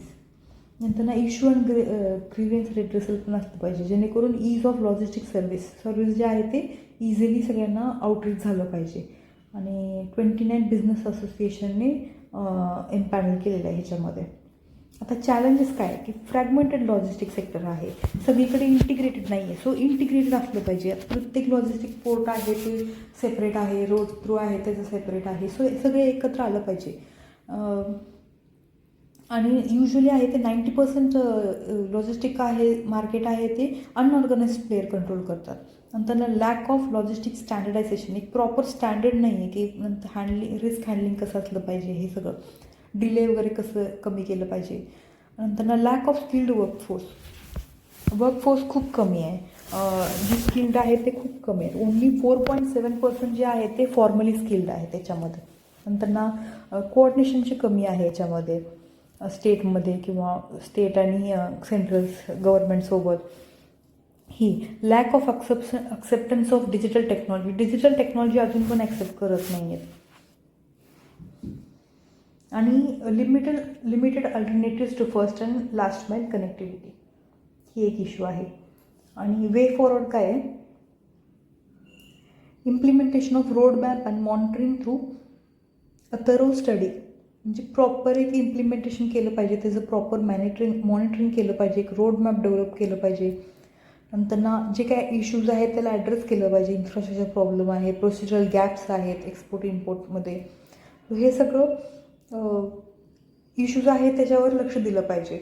नंतर रेग्युलेटरी इंटरफेस असलं पाहिजे, म्हणजे प्रॉपर स्टँडर्डायझेशन, फॉर्मलायझेशन, इंटरऑपरेबिलिटी, हे सगळं इम्प्रूव्ह केलं पाहिजे. नंतर develop sectoral plans for efficient logistic align with PM गतिशक्ती, म्हणजे ईच सेक्टर आहे ना ते ह्याच्यामध्ये इंटरकनेक्ट केलं पाहिजे.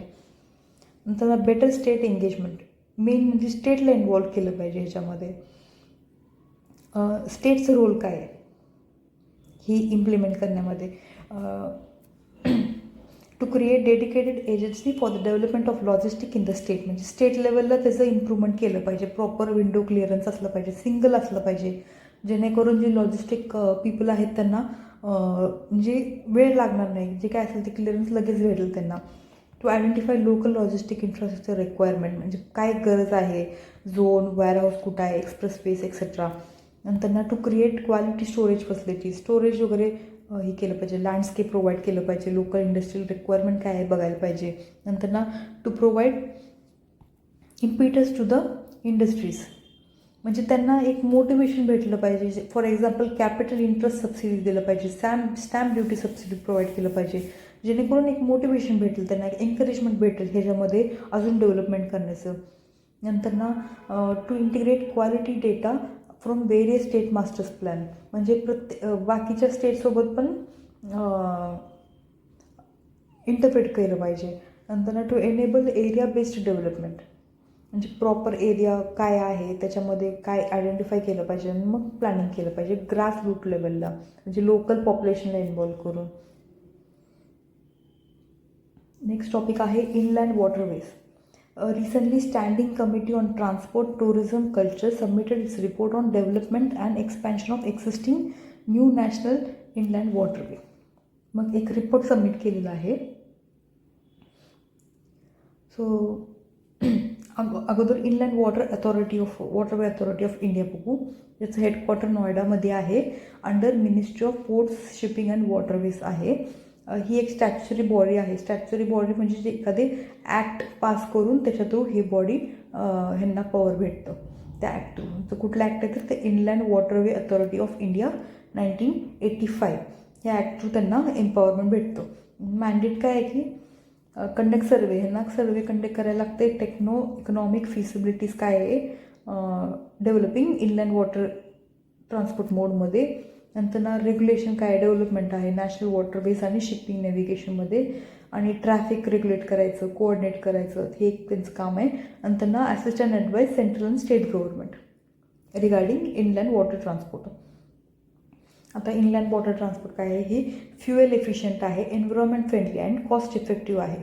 आणि अबाउट 14,500 किलोमीटर्स ऑफ नेव्हिगल वॉटरवेज आहे सध्या रिव्हर, कॅनल, बॅक वॉटर आणि क्रीक्समध्ये.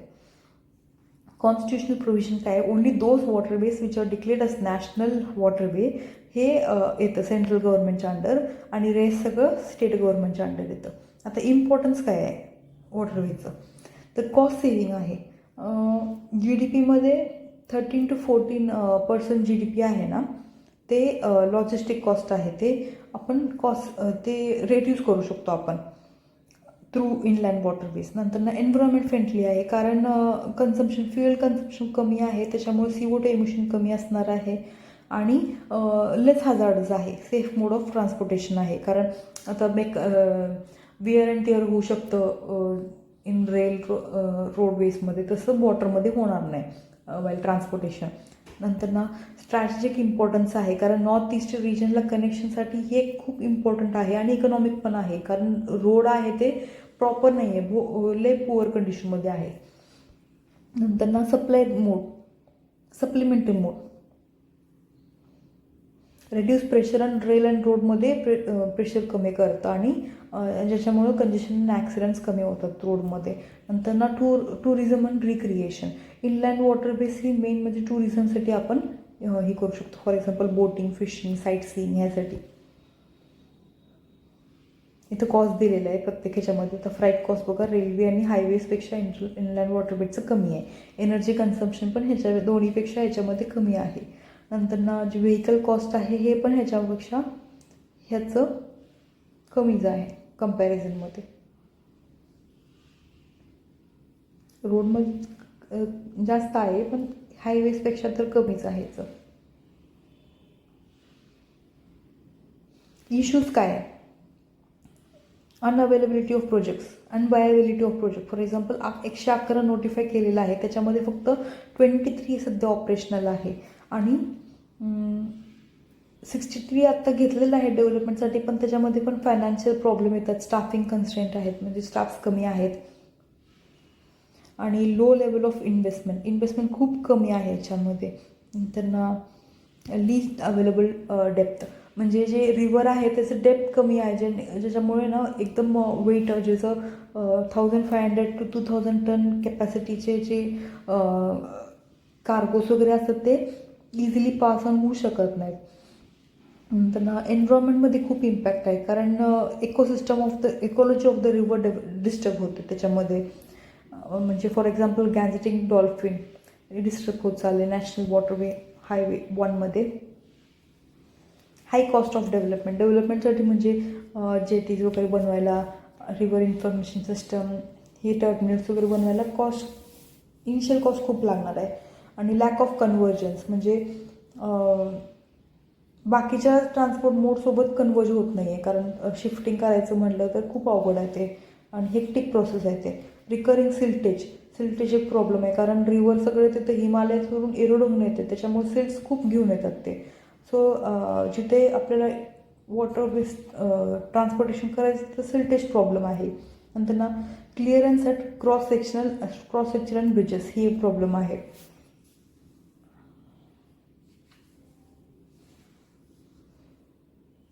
आता इंडियामध्ये नॅशनल इम्पॉर्टंट वॉटरवेज कुठले आहेत.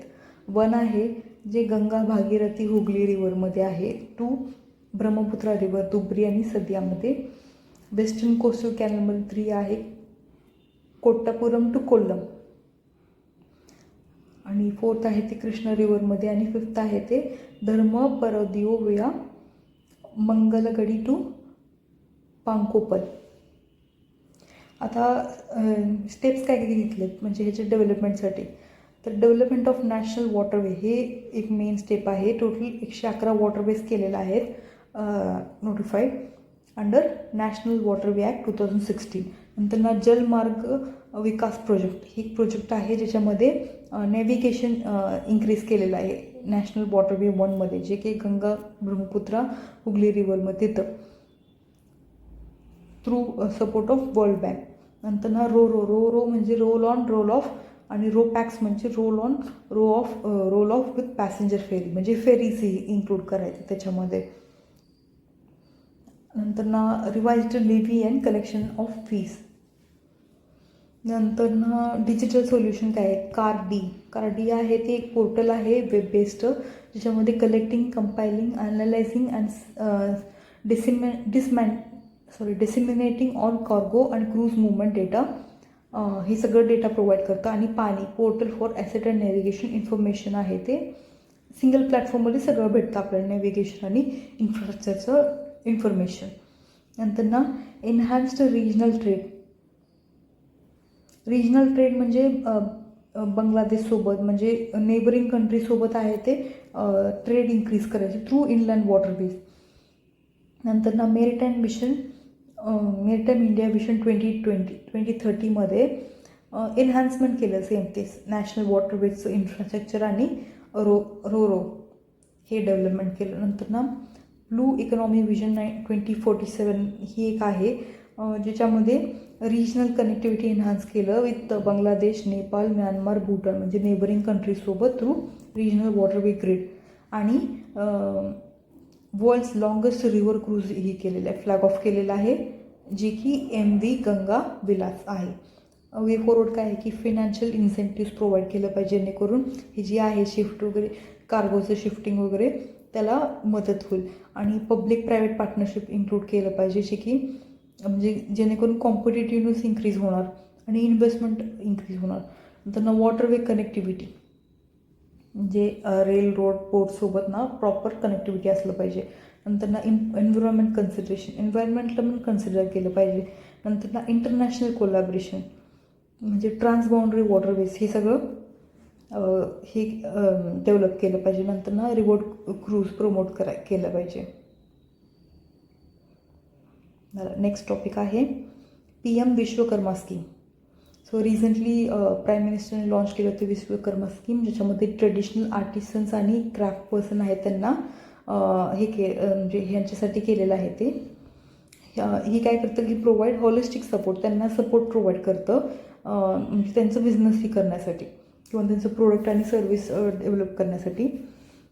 मग ह्याच्यामध्ये काय आहे की ऑब्जेक्टिव्ह की एकतर रिकग्नाईज केलं पाहिजे आर्टिसन्स आणि क्राफ्ट पर्सन आहेत ना त्यांना विश्वकर्मा म्हणून रिकग्नाईज केलेलं आहे आणि त्यांना इन्सेंटिव्स प्रोव्हाइड केले जेणेकरून त्यांचं डिजिटल एम्पॉवरमेंट इन्क्रीज होईल. आणि एक प्लॅटफॉर्म प्रोव्हाइड केले ज्याच्यामध्ये ते त्यांचं ब्रँडचं प्रमोशन करू शकतात आणि वेरियस मार्केटसोबत ते लिंक करू शकतात. ही एक सेंट्रल सेक्टर स्कीम आहे. ड्युरेशन 5 years आहे 23 to 28. नंतर नोडल मिनिस्ट्री आहे MSME. नंतर स्कीम आहे ते जॉईंटली ॲडमिनिस्टर कोण करतं MSME, skill development and enterprise आणि department of financial service, ministry of फायनान्समधले.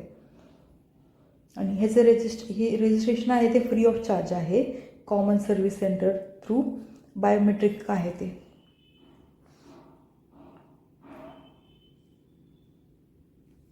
आणि रेकग्नेशन आहे ते त्यांना सर्टिफिकेट्स आणि ID कार्ड प्रोव्हाइड केलं जातं. आणि अप्रोच आहे ते म्हणजे मेन म्हणजे काय की गुरुशिष्य परंपरा आहे ना ते स्ट्रेंथन करायचं आणि फॅमिली बेस्ड प्रॅक्टिस आहे ना जे ट्रेडिशनली जनरेशन पास ऑन होते ना असे जे आहे ऑक्युपेशन ह्यांना स्ट्रेंथन आणि नर्चर करायचं हे यांचं मेन एम आहे. आणि फेज्ड मॅनरमध्ये होणार आहे ते. एलिजिबिलिटी क्रायटेरिया काय आहे की 18 फॅमिली रेकग्नाइज्ड 18 फॅमिली आहे ना ऑक्युपेशन त्याच्यामधले असले पाहिजेत ते. आणि मिनिमम एज ऑफ 18 years त्यांचं त्या ऑक्युपेशनमध्ये त्यांनी दिलेलं पाहिजे. मग 18 दिलेलं आहे कुठले कार्पेंटर, बोट मेकर, आर्मर, ब्लॅकस्मिथ, लॉकस्मिथ असे ही 18 हे आहेत ट्रेडिशनल ट्रेड्स आहेत ते. आणि हे जे बेनिफिशियरी आहेत ना, ह्यांनी कुठल्या लोनमध्ये त्यांनी लोन हे केलेलं नसलं पाहिजे, कारण ही क्रेडिट बेस जी सिमिलर क्रेडिट बेस स्कीम आहे ना, त्याच्यामध्ये त्यांचं लोन नसलं पाहिजे. आणि म्हणजे जसं की ही PM स्वनिधी मुद्रा ह्याच्यामध्ये लास्ट 5 इयरमध्ये त्यांनी लोन घेतलेलं नाही पाहिजे. नंतर ना गव्हर्नमेंट एम्प्लॉईज आहेत ना आणि त्यांचे फॅमिली मेंबर्स नॉट एलिजिबल आहे याच्यामध्ये. नंतर ना benefit under the scheme shall be restricted to 1 member. एका फॅमिलीमध्ये एकाच मेंबरलाही बेनिफिट भेटणार. म्हणजे फॅमिलीचं ही डेफाईन काय केली, हजबंड वाईफ आणि एक अनमॅरिड चाइल्ड असलं पाहिजे, चिल्ड्रन. नंतर ना डॉक्युमेंट काय हवं आहे की Aadhaar, mobile number, bank detail, ration card, ठीक आहे नॉर्मली सगळ्या याच्यामध्ये. आणि लेंडिंग इन्स्टिट्यूशन कुठले आहेत की scheduled commercial bank, RRBs, SFBs, cooperative bank, NBFCs आणि मायक्रो फायनान्स इन्स्टिट्यूशन. बेनिफिट काय याच्यामध्ये, मार्केटिंग सपोर्ट भेटतं त्या ह्याला आर्टिसनला, क्वालिटी सर्टिफिकेशन भेटतं, ब्रँड प्रमोशन भेटतं, ई-कॉमर्स लिंकेज करून देतात. नंतर ना ट्रेड फेअर ॲडव्हर्टाईज करतात, पब्लिसिटी करतात. सो हे मार्केटिंग सपोर्ट भेटतं. चीप क्रेडिट भेटतं त्यांना अप टू 1 लाख आणि 2 लाख असं, म्हणजे फेस बेस मॅनरमध्ये. आणि इंटरेस्ट सबमेन्शन पण भेटतं त्यांना. नंतर ना क्रेडिट गॅरंटी फीस पण आहे. तर स्किल अपग्रेडेशन करून देतात. नंतर ट्रेनिंग म्हणजे त्याच्यामध्ये 5 to 7 days ट्रेनिंग भेटतं किंवा ॲडव्हान्स ट्रेनिंगमध्ये 15 दिवसपर्यंत ट्रेनिंग भेटतं. त्या ट्रेनिंग पिरियडमध्ये पण स्टायफंड भेटतं त्यांना 500 पर डे. नंतर ना क्रिएटिंग अ हॉलिस्टिक सपोर्ट, म्हणजे डिजिटल ट्रान्झॅक्शनमध्ये, मार्केटिंग सपोर्टमध्ये एक प्रॉपर सपोर्ट दिले जाते. आणि प्रिझर्विंग ट्रेडिशन, म्हणजे ते जे त्यांचं ट्रेडिशन आहे ते प्रिझर्व करणं ही मेन गोल आहे. नंतर ना जनरल जस्टिस आणि सोशल जस्टिस प्रमोट करणं ही मेन आहे, कारण विमेन 56.13% सोशली आणि इकॉनॉमिकली डिसएडव्हान्टेज सेक्शन्स ह्यांना मेजॉरिटी ही केलेलं आहे त्याच्यामध्ये. असे अजून कुठले इनिशिएटिव्स आहेत बघू. नॅशनल हँडीक्राफ्ट डेव्हलपमेंट प्रोग्राम, जे की टेक्स्टाईल मिनिस्ट्रीच्या अंडर येते फॉर आर्टिसन्स, म्हणजे त्यांना सपोर्ट करण्यासाठी. Comprehensive handicraft cluster development scheme, same ही पण मिनिस्ट्री ऑफ टेक्स्टाईलच्या अंडर येते. SHGs वगैरे त्यांना हे करतात, ते सपोर्ट करतात. नंतर ना पेचान स्कीम, बाय हे पण टेक्स्टाईलच्या मिनिस्ट्रीच्या अंडर येते. जी नवीन हँडीक्राफ्ट आर्टिसन्स आहेत त्यांना नवीन आयडेंटिटी देतात. अशा अजून स्कीम्स आहेत. For example skill and training in traditional art and craft for development Ustad, आणि scheme of fund regeneration of traditional industries. आता प्रॉब्लेम काय याच्यामध्ये की अवेलेबल डेटा अवेलेबिलिटी कमी आहे याच्यामध्ये, आणि आउटडेटेड आहेत जे काय आहेत ते अवेलेबल डेटा. आणि तर कास्ट बेस्ड ऑक्युपेशन आहे ती सगळं, सो डिस्क्रिमिनेशन क्रिएट करते ह्याच्यामध्ये. नंतर ना non recognition of Guru masters as trainers, म्हणजे जी ॲक्च्युली ह्याच्यामध्ये सांगितले गुरु शिष्य परंपरा आहे ते स्ट्रेंथन करायचं, पण ॲक्च्युली जे गुरु आहेत त्यांना रिकग्नेशन भेटत नाही आहे. नंतर ना सायलेंट ऑन वेज, त्यांना वेजमध्ये काय अजून इन्क्रीज केलं पाहिजे ह्याच्यामध्ये काय नाही आहे सांगितलं. नंतर ना लॅक ऑफ इकॉनॉमिक व्हायबिलिटी. मग पुढं काय अजून स्टँडर्ड अँड सर्टिफिकेशन, म्हणजे जे त्यांचं प्रोडक्ट आहे त्यांना स्टँडर्ड दिलं पाहिजे किंवा सर्टिफिकेशन केलं पाहिजे. नंतर ना न्यू मार्केट त्यांच्यासाठी डेव्हलप केलं पाहिजे. फॉर एक्झाम्पल एखादं एक्झिबिशन क्रिएट करायचं किंवा इंटरनॅशनली काही लिंकेज करायचं कुठल्या ऑर्गनायझेशनसोबत. आणि ॲड्रेसिंग रूट क्रॉस, म्हणजे पॉवर्टी आणि इनइक्वालिटी कशामुळे होतं त्या आर्टिस्ट कम्युनिटीजमध्ये, ह्याचं रूट कॉज काय आहे, एज्युकेशन आणि एम्प्लॉयमेंट ऑपॉर्च्युनिटी. सो ह्याच्यावर फोकस केलं पाहिजे. नेक्स्ट न्यूज इन शॉर्ट्स बघू. फर्स्ट आहे the 4th G20 sustainable finance working group meeting.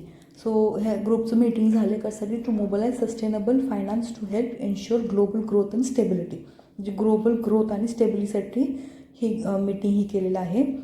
आणि transition towards greener, more resilient and inclusive society. ह्याच्यामध्ये एक रोडमॅप फायनलाइज केलेला आहे जे की कोर असणार आहे फंक्शनचं. आणि मग काय काय रेकमेंडेशन केलेलं आहे. Mobilisation of adequate resources on climate finance, म्हणजे क्लायमेट फायनान्ससाठी अजून रिसोर्स कुठनं फंड डेव्हलप केलं पाहिजे ह्याच्यामध्ये. मग ह्याच्यामध्ये चॅलेंजेस काय सांगितले की पॉलिसी रेग्युलेशन फ्रेमवर्क असलं पाहिजे, कॅपिटल फ्लो इन्व्हॉल्व केलं पाहिजे. सो रेकमेंडेशन काय आहे की अजून पॉलिसी आणि रेग्युलेटरी फ्रेमवर्क आहे ते केलं पाहिजे, कंडक्टिव्ह केलं पाहिजे. नंतर ना फिलॅन्थ्रॉपिक फाउंडेशन्स, म्हणजे जे की डोनेट करायला तयार आहेत पैसे, असे फाउंडेशन्सला अलाइन केलं पाहिजे मल्टीलेटरल डेव्हलपमेंट बँकसोबत. नंतर ना ॲक्टिव्ह रिस्क मॅनेजमेंट अप्रोच केलं पाहिजे, मिटिगेट रिस्क आणि म्हणजे इन्व्हेस्टर्स जे आहेत त्यांचं रिस्क मिटिगेट करण्यासाठी, जेणेकरून ते इन्व्हेस्ट करतील क्लायमेट फायनान्सिंगमध्ये. नंतर ना rapid development and development of green low carbon technologies, म्हणजे लो कार्बन टेक्नॉलॉजी डेव्हलप केलं पाहिजे. मग प्रॉब्लेम काय आहे की डेटा लिमिटेड आहे, अवेलेबिलिटी नाही आहे, इन्क्युबेटर्स अवेलेबल नाही आहे. नंतर अनइवन आहे, अनसर्टेन डोमेस्टिक पॉलिसीज आहेत. सो ही एक इश्यू आहे. मग ह्याच्यामध्ये गव्हर्नमेंटने प्रोव्हाइड केलं पाहिजे क्लॅरिटी, कशामध्ये long term policy pathway, carbon neutrality आणि क्लायमेट अडॅप्टेशनसाठी. नंतर म्हणजे त्यांनी रिसर्चमध्ये इन्व्हेस्ट केलं पाहिजे, कॉर्पोरेट इन्व्हेस्टमेंट केलं पाहिजे. नेक्स्ट आहे ऑफ बजेट बोरोईंग, ही एक इश्यू आहे. Centre for social and economic progress recently release the report on off budget borrowing. मग हे आहे ते इंडियन गव्हर्नमेंटने ऑफ बजेट बोरोईंगवर एक रिपोर्ट रिलीज केलेला आहे. म्हणजे असे बोरोईंग जी की बजेटमध्ये रिफ्लेक्ट केलेलं नाही आहे, त्याला ऑफ बजेट बोरोईंग म्हणतात. पण even though budgetary resources will have to be use, त्याचं रिपेमेंट करताना बजेटरी रिसोर्सेसलाच यूज करावं लागेल. फॉर एक्झाम्पल FCIचं काम काय आहे की फूड आहे ते कलेक्ट करणं फार्मर्सकडून आणि थ्रू MSP पब्लिक डिस्ट्रीब्युशनला PDSला प्रोव्हाइड करणं. पण फार्मर्सकडून घेताना ह्यांना FCIला कॉस्ट दिलाच पाहिजे ना त्यांना. मग ते मनी कुठून घेतात, ते लोन घेतात. ते फार्मर्सला MSP प्रोव्हाइड करण्यासाठी लोन घेतात. सो ही जी लोन आहे ना, हे बजेटमध्ये दाखवलेलं जात नाही आहे. सो ह्याला ऑफ बजेट बोरोईंग म्हणतात. तेच जी की आता 2021मध्ये FCIचं डिस्कंटिन्यू केलेलं आहे, ही प्रॅक्टिस आहे ते. आणि रिझन काय आहे फॉर रिसॉर्टिंग OBP, कशासाठी केलं तर जी मेन म्हणजे जे फिजिकल डेफिसिट टार्गेट आहे ना, ह्याला म्हणजे ह्याच्यामध्ये कमी दाखवण्यासाठी केलेलं असते. नंतर ना बोरोईंग लिमिट अवॉइड करण्यासाठी, म्हणजे state to take consent of the centre, म्हणजे बोरो करण्यासाठी स्टेटला अगोदर सेंटरचे कन्सर्न घ्यायला लागते. कारण जर समजा एखाद्या स्टेटला बोरो करायचं असेल सेंटरपासून, मग सेंटर काय म्हणणार, तुमचं अगोदरचं जे लोन आहे ते क्लिअर करा अगोदर. मग ती असं जर ऑफ बजेट लोन असेल तर ते बजेटमध्ये दाखवणार नाही, मग सेंटरला कळणार नाही की बाबा एवढे लोन आहेत त्यांचे. सो स्टेट आहे ती इझिली बोरो करू शकतो सेंटरमध्ये. सो ह्याच्यासाठी ऑफ बजेट बोरोईंग यूज करत होते. नंतर ना सेंट्रल ग्रँट अवॉइड करण्यासाठी, इवन सेंट्रल ग्रँट अवॉइड करायचं असेल तरी सेंटर काय करणार की लोन किती आहे बघणार स्टेटमध्ये, एका स्टेटचं लोन जास्त असेल तर सेंटर म्हणणार आधी ते लोन कमी करा मगच आम्ही तुम्हाला ग्रँट देणार. मग हे अवॉइड करण्यासाठी हे मेथड यूज केलं जातं. नंतर ना वेज काय आहे, त्याच्यामध्ये कुठले मेथड यूज केले जातात की national saving scheme, government, fully service bond, domestic and foreign market boring etcetera. मग ही काय आहे की इम्प्लिकेशन्स काय यायचं की डेट ट्रॅप क्रिएट करतं गव्हर्नमेंटमध्ये आणि अकाउंटेबिलिटी अफेक्ट करतो. म्हणजे अकाउंटेबल नसतं ना, गव्हर्नमेंटला माहीतच नसणार की किती एवढं केलेलं आहे. सो अकाउंटेबिलिटीची गरज नाही आहे. सो ही एक प्रॉब्लेम आहे. नंतर ना RBIने फायनान्शियल इन्क्लुजन इंडेक्स हे केलेलं आहे, त्याच्यामध्ये म्हणजे इन्क्रीज झालेलं आहे financial inclusion. As of March 2023 60% financial inclusion झालेलं आहे as compared to last year. So इंडेक्समध्ये काय आहे की रेंज आहे ते 0 to 100%, 100 आहे स्कोर त्याचं. आणि विदाउट एनी बेस इयर नाही आहे. ह्याच्यामध्ये 97 इंडिकेटर्स आहेत. 3 मेन काय आहे इंडायसेस, तर ॲक्सेस, युसेज आणि इक्वॅलिटी, हे 3 मेन सब इंडायसेस आहे. आणि हे रेफर करतं म्हणजे सगळे इंडिव्हिज्युअल आणि मार्जिनाइज्ड पॉप्युलेशन त्यांना किती ॲक्सेस आहे, अफोर्डेबिलिटी आहे, हे सगळं त्याच्यामध्ये मेजर करतं. सिग्निफिकन्स काय आहे, तर ह्याच्यामुळं आपल्याला economic and sustainable growth promote करू शकतो, पॉवर्टी आणि इनइक्वालिटी रिड्यूस करू शकतो, आणि जी मार्जिनाइज्ड सोसायटी आहे त्यांना एम्पॉवर करू शकतो थ्रू फायनान्शियल इन्क्लुजन, आणि इनोव्हेशन आणि प्रमोट स्मॉल बिझनेस प्रमोट करू शकतो फायनान्शियल इन्क्लुजन थ्रू MSMEs वगैरे.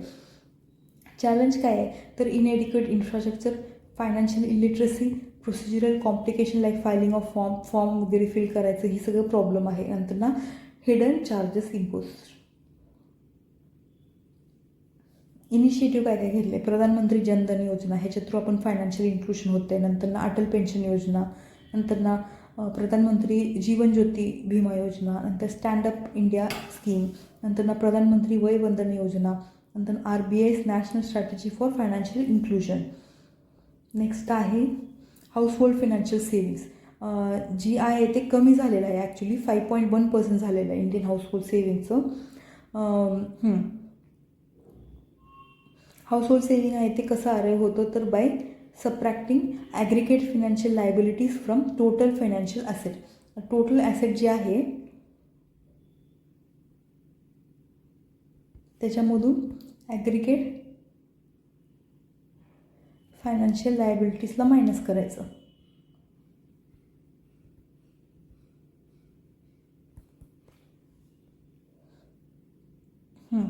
Asset comprises deposit with bank and other financial institute like life insurance, provident funds, हे सगळं टोटल ॲसेटमध्ये येतं.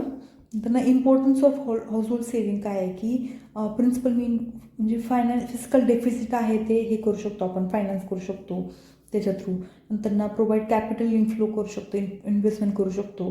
नंतर ना फॉरेन कॅपिटलवर आपण आपली डिपेंडन्सी कमी होणार त्याच्यामध्ये. नंतर नेक्स्ट आहे monetary policy transmission. According to SBI report काय आहे की एसिमेट्रिकल ट्रान्समिशन होत आहे सध्या मॉनिटरी पॉलिसीमध्ये. ही जी प्रोसेस आहे ना मॉनिटरी पॉलिसी, ते एक पॉलिसी ॲक्शन आहे सेंट्रल बँक म्हणजेच RBIचं, is transmitted to meet the ultimate objective of inflation and growth आणि इन्फ्लेशनसाठी काय काय केलं पाहिजे हे एक ह्याला म्हणतात मॉनिटरी पॉलिसी. आणि हे काय करतं, ही चेंज आहे ना ही इंटरेस्ट रेटला अफेक्ट करतं, which in turn affect the economic activity and inflation. कारण इंटरेस्ट रेट इंक्रीज झालं तर लोन कमी घेणार, लोन कमी असलं तर मग लोकांमध्ये पैसे कमी असणार, मार्केटमध्ये पैसे कमी असणार, त्याच्यामुळे इन्फ्लेशन वाढणार. नंतर इन्फ्लेशन कमी होणार. नंतर नंतर rate change should be instantaneous. नंतर enhance the creditability of the central bank. And to improve the transmission, RBI introduced marginal cost of fund lending rates. He MPT आहे ती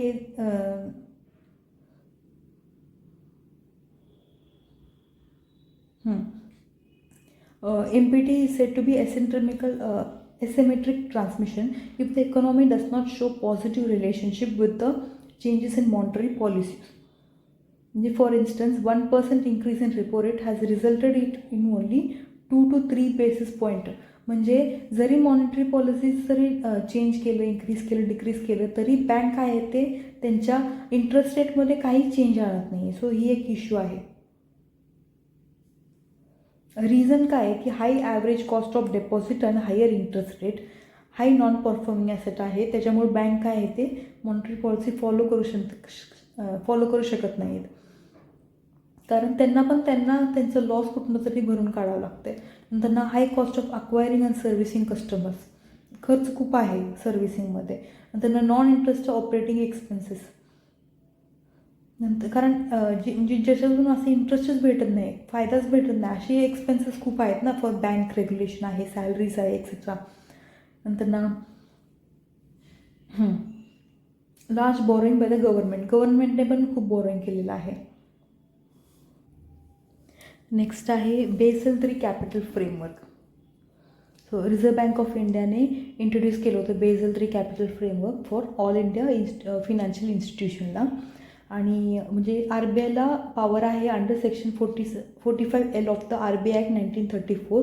ह्याच्यामध्ये RBIने मॅन्डेट केलं ऑल इंडिया फिनान्शियल इन्स्टिट्यूशनला की त्यांनी पण capital adequacy ratio up to 9% maintain केलं पाहिजे. कारण ही जी ऑल इंडिया फिनान्शियल इन्स्टिट्यूट आहे ना, ही की इन्स्टिट्यूट आहे to promote flow of credit. म्हणजे याच्या थ्रू लोकांना भरपूर क्रेडिट दिलं जाते. सो त्यांच्यामध्ये पण त्यांनी कॅपिटल ॲडिक्वेसी रेशिओ मेंटेन केलं पाहिजे. आणि मॅन्डेट्स ॲप्लिकेबल टू कुठल्या ऑल इंडिया इन्स्टिट्यूशनला भेटलेलं आहे बघू. एक्सिम बँक म्हणजे एक्सपोर्ट इम्पोर्ट बँक आहे त्यांना, नाबार्डला, नंतर national bank for financing infrastructure and development, नंतर हाऊसिंग बँकला, नंतर सिडबीला, इंडस्ट्रियल डेव्हलपमेंट बँक. आता बेसल 3 नॉर्म्स काय आहे की हे फिनान्शियल रेग्युलेटर्स आहे. कशासाठी? To improve the banking sector's ability to absorb shock. एखादं सडन शॉक आलं किंवा स्कॅम झालं तर असं काय असेल प्रॉब्लेम, तर फायनान्शियली ते स्टेबल असलं पाहिजे आणि त्या स्ट्रेसपासून ते इझिली रिकवर झाले पाहिजे. हे जे नॉर्म्स आहे ते बेसल कमिटीने डेव्हलप केलेलं आहे on banking supervision in the aftermath of financial crisis of 2007-8. US financial crisis झालं ना त्यानंतर हे नॉर्म्स क्रिएट केलेलं आहे. ह्याच्यामध्ये बँकला मॅन्डेट आहे capital to risk weighted asset ratio. आता एवढं कॅपिटल आहे, त्याच्यामध्ये रिस्क वेटेड ॲसेट किती आहे त्याचे कितीतरी पर्सेंट त्यांना बँकला ठेवावं लागतं साईडला, तेवढा अमाऊंट. ॲटलिस्ट 8% सांगितले, पण इंडियामध्ये RBIने 9% सांगितलेलं आहे. जी ही कॅपिटल रिस्क वेटेड ॲसेट आहे ना, हे आहे ते compare the value of a banks capital किती आहे against the value of its risk value. म्हणजे रिस्क किती आहे ते हे इन्वॉल्व होते. नंतर liquidity deficit in the banking system. सध्या लिक्विडिटी खूप कमी आहे, कारण जी डेफिसिट आहे ते 1.46 रुपीज ट्रिलियन, म्हणजे एवढं लिक्विडिटी कमी आहे सांगितलं आहे. लिक्विडिटी म्हणजे काय? जे की इझिली मेजरेबल कॅश, जे कॅशमध्ये अवेलेबल आहे किंवा ॲसेटमध्ये बँकमध्ये. फॉर एक्झाम्पल बिल पे करण्यासाठी किंवा शॉर्ट टर्म बिझनेससाठी यूज होईल असं. नंतर जे की युजली सेंट्रल बँक रिझर्व्स किंवा गव्हर्नमेंट बॉन्ड्स असतात ते लिक्विडिटी हायली लिक्विड असतात. RBI कंट्रोल करतं liquidity through liquidity adjustment facility. म्हणजेच रेपो ऑप्शन्स असतात आणि रिव्हर्स रेपो. म्हणजे काय करतात की गव्हर्नमेंटचं जी गव्हर्नमेंट हे असतं ना बॉन्ड्स, ते सेल आणि परचेस करतं RBI, जेणे थ्रू लिक्विडिटी इन्फ्यूज किंवा लिक्विडिटी रिमूव्ह करतं मार्केटमधून.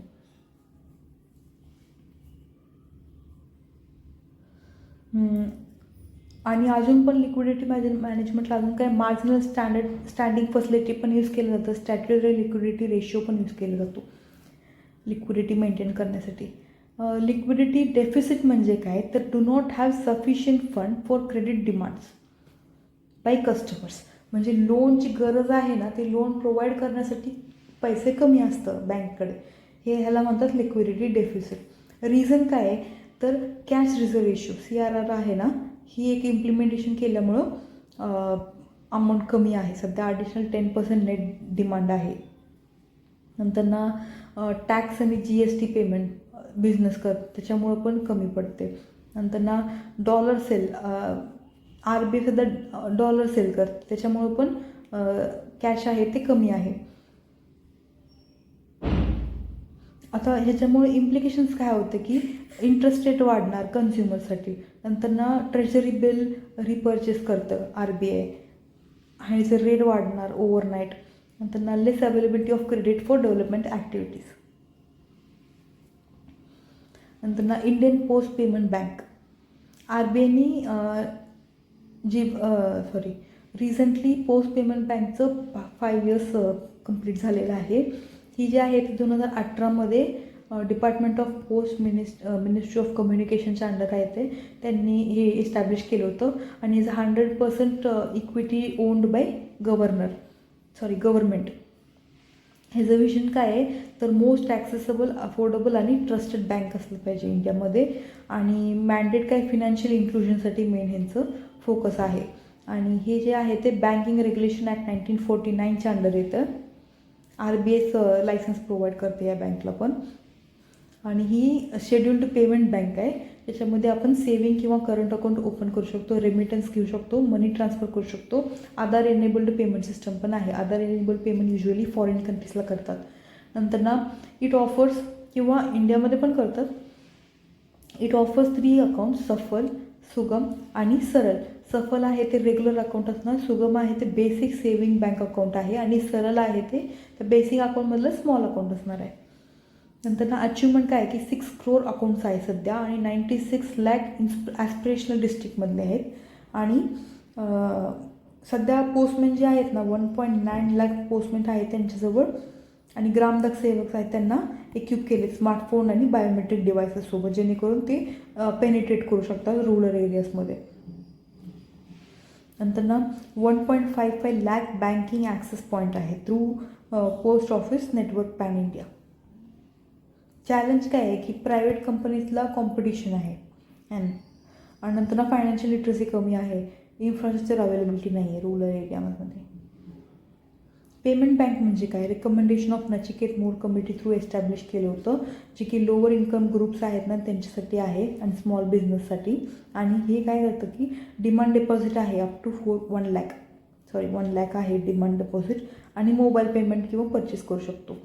पण ह्याच्यामध्ये FDs ॲक्सेप्ट करू शकत नाहीत, टर्म डेपॉझिट किंवा रिकरिंग डेपॉझिट ॲक्सेप्ट करू शकत नाही, किंवा NRI डिपॉझिट किंवा लोन आणि क्रेडिट कार्ड्सचं इश्यू करू शकत नाही.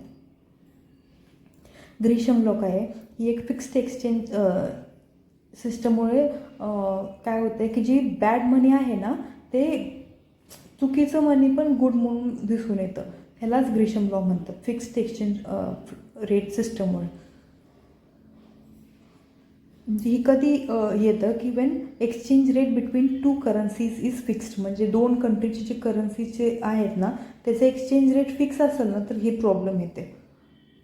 It cause undervalued currency to go out. मग ह्याच्यामध्ये काय होतं की जी समजा एखादा करन्सी अंडरव्हॅल्यूड आहे, ह्याचं मार्केटच राहत नाही, ते त्याच्यामधून बाहेर पडते, आणि ओव्हर व्हॅल्यू आहे ना ही सर्क्युलेशनमध्ये राहतं. आणि पण सर्क्युलेशनमध्ये राहून काय उपयोग आहे, कारण ह्याला परचेस करायला दुसरं करन्सीच नाही आहे ना, सो ही हाय व्हॅल्यू होऊन जातं ह्याचं. हे फक्त पेपर करन्सीजलाच नाही पण कमोडिटी करन्सी आणि अदर गुड्सला पण इम्प्लाय होतं. ॲक्च्युली श्रीलंका क्रायसिसमध्ये हे म्हणजे हे परत लॉ न्यूजमध्ये आलं होतं. नंतर ना overnight index swap. Indian overnight index swap आहे ते इन्क्रीज झालेलं हायेस्ट लेवल 10 monthमध्ये. हे काय आहे की इंटरेस्ट रेट डेरिव्हेटिव्ज आहेत. आता एखादा 2 बँकमध्ये स्वॅपिंग होतं ना ओव्हरनाईट, म्हणजे एखादा लोन घेतला असेल ओव्हरनाईट, त्याच्यामध्ये जे इंटरेस्ट रेट आहे ना त्याच्यामध्ये राईज झालेलं आहे ते. Is considered A measure of monetary policy expectations. हे काय आहे की फ्लोटिंग रेट आहे, is usually overnight interbank rate आहे. ओव्हरनाईटमध्ये ते लोन सप्लाय करतं. इंडियामध्ये ॲक्च्युली ना मुंबईचं इंटरबँक आउटरेट रेट यूज केलं जातं. हेच रेट आहे ते सगळ्या बँकिंगला इंटरेस्ट रेट आहे.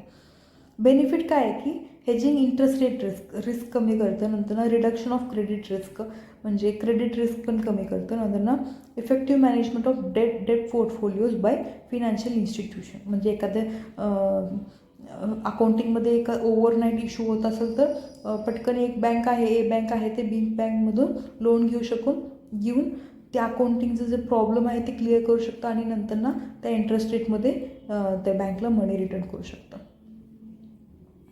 नंतर ना डेप्ट मॅनेजमेंट. सेबीने नॉर्म्स यूज केले लार्ज कॉर्पोरेटसाठी डेप्ट मार्केटमध्ये.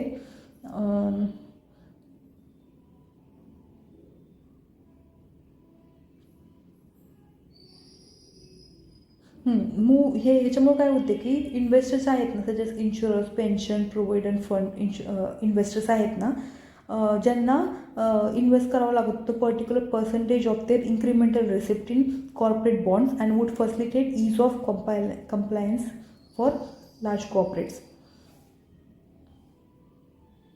ह्याच्यामध्ये सेबीने हाय मॉनिटरी थ्रेशोल्ड ही केलेला आहे लार्ज कॉर्पोरेटसाठी. नंतर ना पेनल्टी रिमूव्ह केलेला आहे लार्ज कॉर्पोरेटसाठी. डेप्ट मार्केट म्हणजे काय? Is a market where fixed income securities of various types and features are issued and traded. जिथं सिक्युरिटीज आहे ते इश्यू केलं जातं आणि ट्रेड केलं जातं. ह्याच्यामध्ये गव्हर्मेंट सिक्युरिटीज पण आहेत आणि पब्लिक सेक्टर अंडरटेकिंग्स पण आहेत. नंतर गव्हर्मेंट बॉडीजचा फिनान्शियल इन्स्टिट्यूशन आहेत. परत बँक अँड कंपनीज पण आहेत ह्या मार्केटमध्ये. आणि कुठलं इन्स्ट्रुमेंट यूज केलं जातं की बॉन्ड्स आहेत, नंतर ना डिबेंचर्स, कमर्शियल पेपर हे प्रायव्हेट कंपनीजचे असतात. नंतर ना सर्टिफिकेट ऑफ डेपॉझिट आणि G-Secs गव्हर्मेंट सिक्युरिटीज. बेनिफिट काय आहे की बॉरोइंग कॉस्ट रिड्यूस करतं, efficient mobilisation and allocation of resources आणि provide greater funding avenues to public sector आणि प्रायव्हेट सेक्टरला फंडिंग भेटतं आणि एनहान्स्ड मोबिलायझेशन ऑफ रिसोर्सेस. आता PLI स्कीम आहे ना, ती ऑटोमोबाईल आणि ऑटो कॉम्पोनंट्स एक्सटेंड केलेलं आहे 1 वर्षासाठी. अजून एक 2027-28 पर्यंत एक्सटेंड केलेलं आहे. आणि गव्हर्नमेंटने डिसाईड केलं आहे की ही आहे ते इन्सेंटिव्ह आहे ते क्वार्टरली बेसिसमध्ये द्यायचं, ॲन्युअलमध्ये नाही. ही स्कीम काय आहे की नोडल मिनिस्ट्री आहे ती हेवी इंडस्ट्री आहे, ministry of heavy industry. Purpose काय आहे? To drive supply chain of advanced automotive technology and product. Base year आहे 2019-20. कंडिशन काय आहे? मिनिमम 50% डोमेस्टिक व्हॅल्यू ॲडिशन झालं पाहिजे याच्यामध्ये. आणि इफेक्ट ऑफ एलिजिबिलिटी काय आहे की FAME 2मध्ये जर असतील त्यांनासुद्धा ही इन्सेंटिव्ह ॲडिशनमध्ये भेटणार आहे. आणि प्रोजेक्ट मॅनेजमेंट एजन्सीज कुठले आहेत तर IFCI limited, non banking NBFC आहे पब्लिक सेक्टरमध्ये. अचिव्हमेंट काय आहे? टोटल 95 कंपनीजला ॲडमिट केलेलं आहे या स्कीमच्या अंडर. आणि आतापर्यंत इन्व्हेस्टमेंट आहे ते 10,755 crores आहे. गव्हर्नमेंटने एम केले की GDPमध्ये 12% इन्क्रीज करायचं ऑटोमोबाईल सेक्टरचं. करंटली 7.1% आहे, म्हणजे 5% इन्क्रीज करायचं आहे अजून. आणि एम्प्लॉयमेंट जनरेशन आहे ते 50 मिलियन करायचे, जी करंटली 37 मिलियन आहे.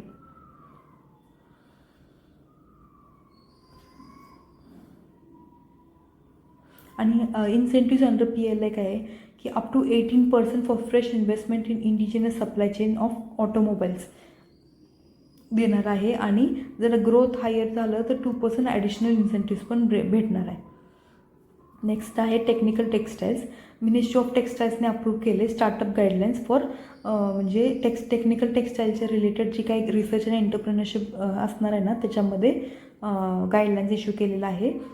एम काय आहे तर developing the startup ecosystem technical टेक्स्टाईलमध्ये. फोकस आहे बायोडिग्रेडेबल सस्टेनेबल टेक्स्टाईल आणि हाय परफॉर्मन्स आणि speciality fibres and smart textile ह्याच्यामध्ये फिनान्शियल एड प्रोव्हाइड करणार आहे. स्टार्टअपसाठी 50 लाखपर्यंत आहे फॉर 18 months पिरियडला. आणि इन्क्युबेटर 10% ग्रँट इन एड देणार आहेत.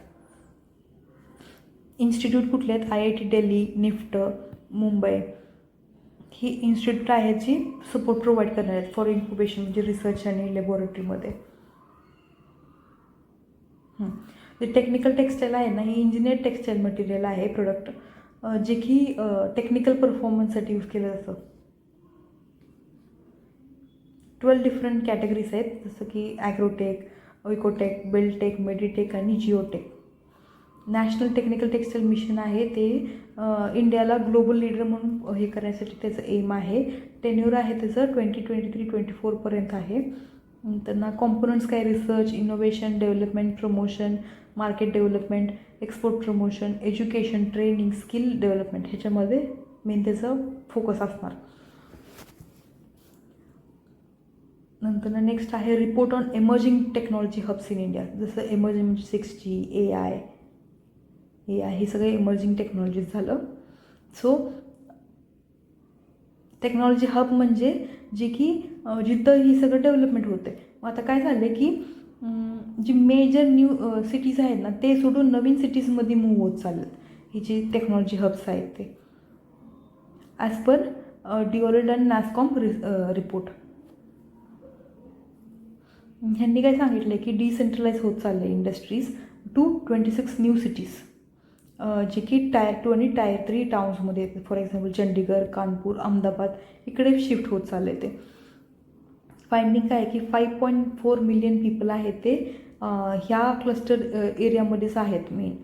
म्हणजे जे की मेजर सिटीज आहेत दिल्ली, मुंबई, कलकत्ता, चेन्नई, बेंगलोर, हैदराबाद, पुणे ह्या एरियामध्येच आहेत. पण आता ह्या एरियामधले 60% जी पॉप्युलेशन आहेत, ग्रॅज्युएट्स आहेत ना, ती अशा स्मॉलर सिटीमधून येतात. मग आता ही IT कंपनी का तिकडे शिफ्ट होत चालले, तर एकतर मेजर सिटीजमध्ये ना लिव्हिंग कॉस्ट इन्क्रीज झालेलं आहे, कॉस्ट वाढत चालले. तर रिअल एस्टेटचं ही 60 to 80% इन्क्रीज झालेलं आहे. ते अफोर्डेबल नाही आहे. नंतर ना better access to skill talent pool भेटतं तिथं टायर 2 आणि टायर 3 सिटीमध्ये. नंतर ना रॅपिड डेव्हलपमेंट होत चाललं आहे. इन्फ्रास्ट्रक्चर स्किल म्हणा, स्मार्ट सिटी थ्रू टेक पार्कमुळे रॅपिड डेव्हलपमेंट होत चालले आहे अशा सिटीमध्ये. नंतर ना स्टार्टअप्स आणि इन्क्युबेटर जे आहे ना, ते ॲक्च्युली 39% आहे ते अशा एरियाजमधून एस्टॅब्लिश झालेलं आहे. की पिलर काय आहे टेक्नॉलॉजी हबचं, टॅलेंट असलं पाहिजे, इन्फ्रास्ट्रक्चर अवेलेबल पाहिजे, रिस्क आणि रेग्युलेटरी एन्व्हायरमेंट पाहिजे, स्टार्टअप इकोसिस्टम असलं पाहिजे आणि सोशल अँड लिव्हिंग एन्व्हायरमेंट असलं पाहिजे. हे सगळं ॲक्च्युली आता टायर 2 आणि 3 सिटीजमध्ये अवेलेबल आहे. E-commerce for the growth of MSME. मग Indian council of research on international economic relation ह्यांनी रिलीज केले एक ॲन्युअल सर्वे ऑन MSME. याच्यामध्ये फोकस केले लिव्हरेज ऑन ई-कॉमर्स म्हणजे MSMEसाठी थोडंसं त्यांना सूट दिलेली. अराउंड 19.3 मिलियन MSME आहे ते एम्प्लॉय करतं अराउंड 131 मिलियन इंडिव्हिज्युअल. एवढे इंडिव्हिज्युअल्स आहेत. त्यांनी सध्या उद्यम पोर्टलमध्ये रजिस्टर केलेलं आहे. त्यांना एक परमनंट आयडेंटिफिकेशन नंबर पण भेटते. आणि ते शेअर दिलेलं आहे. मायक्रोमध्ये 96% आहे, स्मॉलमध्ये 3 आहे आणि मीडियममध्ये 0 आहे. क्रायटेरिया काय आहे, मायक्रोचं 1 crore इन्व्हेस्टमेंट पाहिजे आणि 5 crore टर्नओव्हर. सेम स्मॉलमध्ये 10 crore इन्व्हेस्टमेंट आणि 50 crore टर्नओव्हर आणि मीडियममध्ये 50 crore इन्व्हेस्टमेंट आणि 250 crore टर्नओव्हर. हे क्रायटेरिया आहे. सध्या 27% आहे ते मॅन्युफॅक्चरिंगमध्ये आहे MSME आणि 73% आहे ते सर्व्हिसिंगमध्ये आहे. चॅलेंज काय आहे, सेम नॉलेज नाही आहे, डिजिटल लिटरसी आहे, इन्फ्रास्ट्रक्चरची कमी आहे, स्किल लेबर कमी आहे. सिग्निफिकन्स काय आहे ई-कॉमर्सचं, तर प्लॅटफॉर्म भेटतं सेल्स इन्क्रीज करण्यासाठी, टर्नओव्हर हायर होतं, प्रॉफिटेबली भेटतं. नंतर ना पर्मनंट एम्प्लॉईज इन्क्रीज होतात. नेक्स्ट आहे India is running out of phosphorus. इंडियामध्ये जे मॅक्रोन्यूट्रिएंट आहे त्याचं कमी होत चाललेलं आहे, जे की यूज होते फोटोसिंथेसिस प्रोसेसमध्ये प्लांटमध्ये. नंतर ना न्यूट्रिशन ट्रान्सफर करण्यासाठी, एनर्जी ट्रान्सफर करण्यासाठी, नंतर ना रूट डेव्हलपमेंटमध्ये आणि जेनेटिक कॅरेक्टरिस्टिक्स ट्रान्सफर करण्यासाठी. कारण DNA मध्ये फॉस्फेट बॉन्ड असतात. हे सगळं इश्यूज क्रिएट होते ह्याच्यामध्ये जर फॉस्फरसची कमी पडली तर. नंतर ना इंडिया आहे ते वर्ल्ड लार्जेस्ट इम्पोर्टर आहे फॉस्फरसचं, जे की cadmium laden deposit of West Africa इथून आपण मोस्टली इम्पोर्ट करतो. आणि हे जे आहे ते इंडियामध्ये पण अवेलेबल आहे. फॉर एक्झाम्पल 2 स्टेटमध्ये, राजस्थान आणि मध्य प्रदेशमध्ये. पण काही डिपॉझिट आहे ते ललितपूर उत्तर प्रदेशमध्ये, मुसरी सिंकलाईन आणि कडप्पा बेसिन आंध्र प्रदेशमध्ये पण अवेलेबल आहे. आता कन्सर्न्स काय आहे की ही जी आहे ना, मोस्ट प्लेसेसमध्ये फॉस्फरस आहे ते कॅडमियमसोबत एक कोएक्सिस्ट करतं, जी की एक हेवी मेटल आहे. ज्याचं रिमूव्हल आहे ते एक्सपेन्सिव्ह असतं आणि हँडफुल ऑफ कंट्रीजमध्येच हे भेटतं. मोरक्को, वेस्टर्न सहारा, चायना, अल्जेरिया हेच कंट्रोल करतात हे मोस्ट म्हणजे फॉस्फरस रिझर्व वर्ल्डमधले. हार्मफुल इफेक्ट काय आहे फॉस्फरसचं, तर ही वॉटर बॉडीजमध्ये लॉस होते, त्याच्यामुळे agriculture run off through, so algal blooms create होते, त्याच्यामुळे युट्रोफिकेशन होऊ शकतं. युट्रोफिकेशन माहीत असेल तुम्हाला, जे की पॉन्डमध्ये न्यूट्रिएंट जास्त झाल्यानंतर ना जी ॲल्गी असतात ना त्याचं डेव्हलपमेंट पूर्ण होतं आणि पूर्ण पॉन्डला कवर करून घेतं हे. त्याच्यामुळं जे अंडरबॉडीचं जी फिश वगैरे असतात ना त्यांना प्रॉपर ऑक्सिजन सप्लाय भेटत नाही, त्याच्यामुळे पॉन्ड इकोसिस्टम आहे ते डिस्ट्रॉय होतं. त्यालाच युट्रोफिकेशन म्हणतात. त्यांना आणि जे कॅडमियम लॅडन फर्टिलायझर्स आहेत ना, ते काय करतं, जेव्हा आपण अप्लाय करतो ना, ते ह्युमन बॉडीजमध्ये अक्युमुलेट होत जातं आणि हार्ट डिसीज क्रिएट करतं. कसं रेड्यूस करू शकतो, पर्सिशन फॉर्मिंग म्हणजे आपण प्रॉपर रिपोर्ट करून किती यूज करायचं, किती गरज आहे, हे सगळं ॲनालाइज करून केलं पाहिजे. नंतर ॲग्रो इकॉलॉजिकल अप्रोचेस यूज केलं पाहिजे. नंतर mining urban sewage to produce phosphorus. सीवेजमध्ये पण अवेलेबल आहे फॉस्फरस. नंतर एशियन प्रीमियम. एशियन प्रीमियम काय आहे की सौदी अरेबियाकडून आपण मोस्टली क्रूड ऑइल इम्पोर्ट करतो. तर सौदी अरेबियाने फक्त एशियन कंट्रीजला जे की त्यांच्याकडून ऑइल हे करतात ना, त्यांना एशियन प्रीमियम टॅक्स लावतात, जे की वेस्टर्न कंट्रीजपेक्षा कमी असतं. हे ॲक्च्युली असं का करतात, कारण वेस्टर्न कंट्रीजला त्यांना मिलिटरी प्रोव्हाइड करतं किंवा सपोर्ट प्रोव्हाइड करतं. मग ॲज अ डिस्काउंट म्हणून त्यांना क्रूड प्राईस ते वेस्टर्न कंट्रीजला कमी देतात. मग ती जी डिस्काउंट आहे ना, ते पूर्ण करून घेण्यासाठी इंडियन जे एशियन कंट्रीज आहेत ना, त्यांच्याकडून जास्त प्रीमियम घेतात. त्यालाच एशियन प्रीमियम करतात. मग आता विषय काय झाला आहे की because of this Asian premium इंडियाने सौदी अरेबियाकडून क्रूड ऑइल इम्पोर्ट करणं कमी केले आणि आपला सोर्स आपण दुसरीकडे हे केलेला आहे. फॉर एक्झाम्पल रशियामधून आपण क्रूड ऑइल डिस्काउंटमध्ये घेतो. त्याच्यामुळे आता सौदी अरेबियाने स्लॅश केले, म्हणजे कमी केलेलं आहे ते प्रीमियम चार्ज. तेच आहे याच्यामध्ये. नंतर डेडिकेटेड कोल कॉरिडोर्स. हां, आता रेल्वे बोर्डने कोल कॉरिडोर हे केलेला गरज आहे सांगितले पॉवर डिमांड करण्यासाठी. हे म्हणजे काय आहे की हाय कॅपॅसिटी रेल्वे कॉरिडोर असतात, जी की exclusively transportation of coal across the country use केलं जातं. सध्या डेडिकेटेड कोल कॉरिडोर आहे ते फक्त ओडिसा, झारखंड आणि छत्तीसगडमध्ये आहे, जे की जिथून आपण दुसऱ्या पार्ट ऑफ कंट्रीजला प्रोव्हाइड करतो. नीड काय आहे, कारण व्हॉल्यूम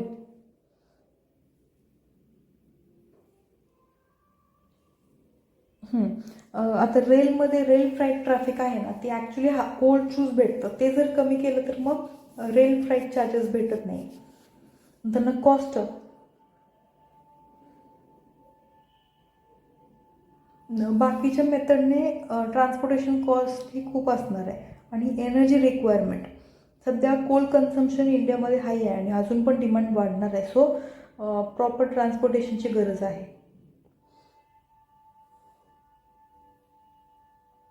सिग्निफिकन्स काय आहे, रिड्यूस्ड रेट ऑफ कोल. नंतर फ्राईट रेट आहे, कमी आहे. नंतर एनर्जी सिक्युरिटी. नंतर एम्प्लॉयमेंट ऑपॉर्च्युनिटी. सो नीड आहे डेडिकेटेड कोल कॉरिडोरची.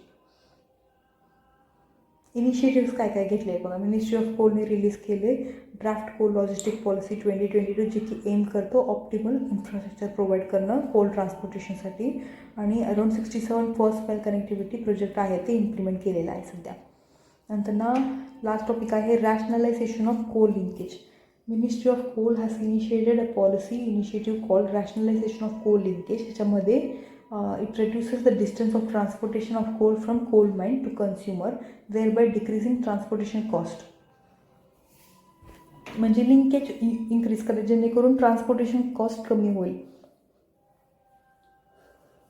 आणि एफिशियन्सी इन्क्रीज होईल त्याचं कोलचं.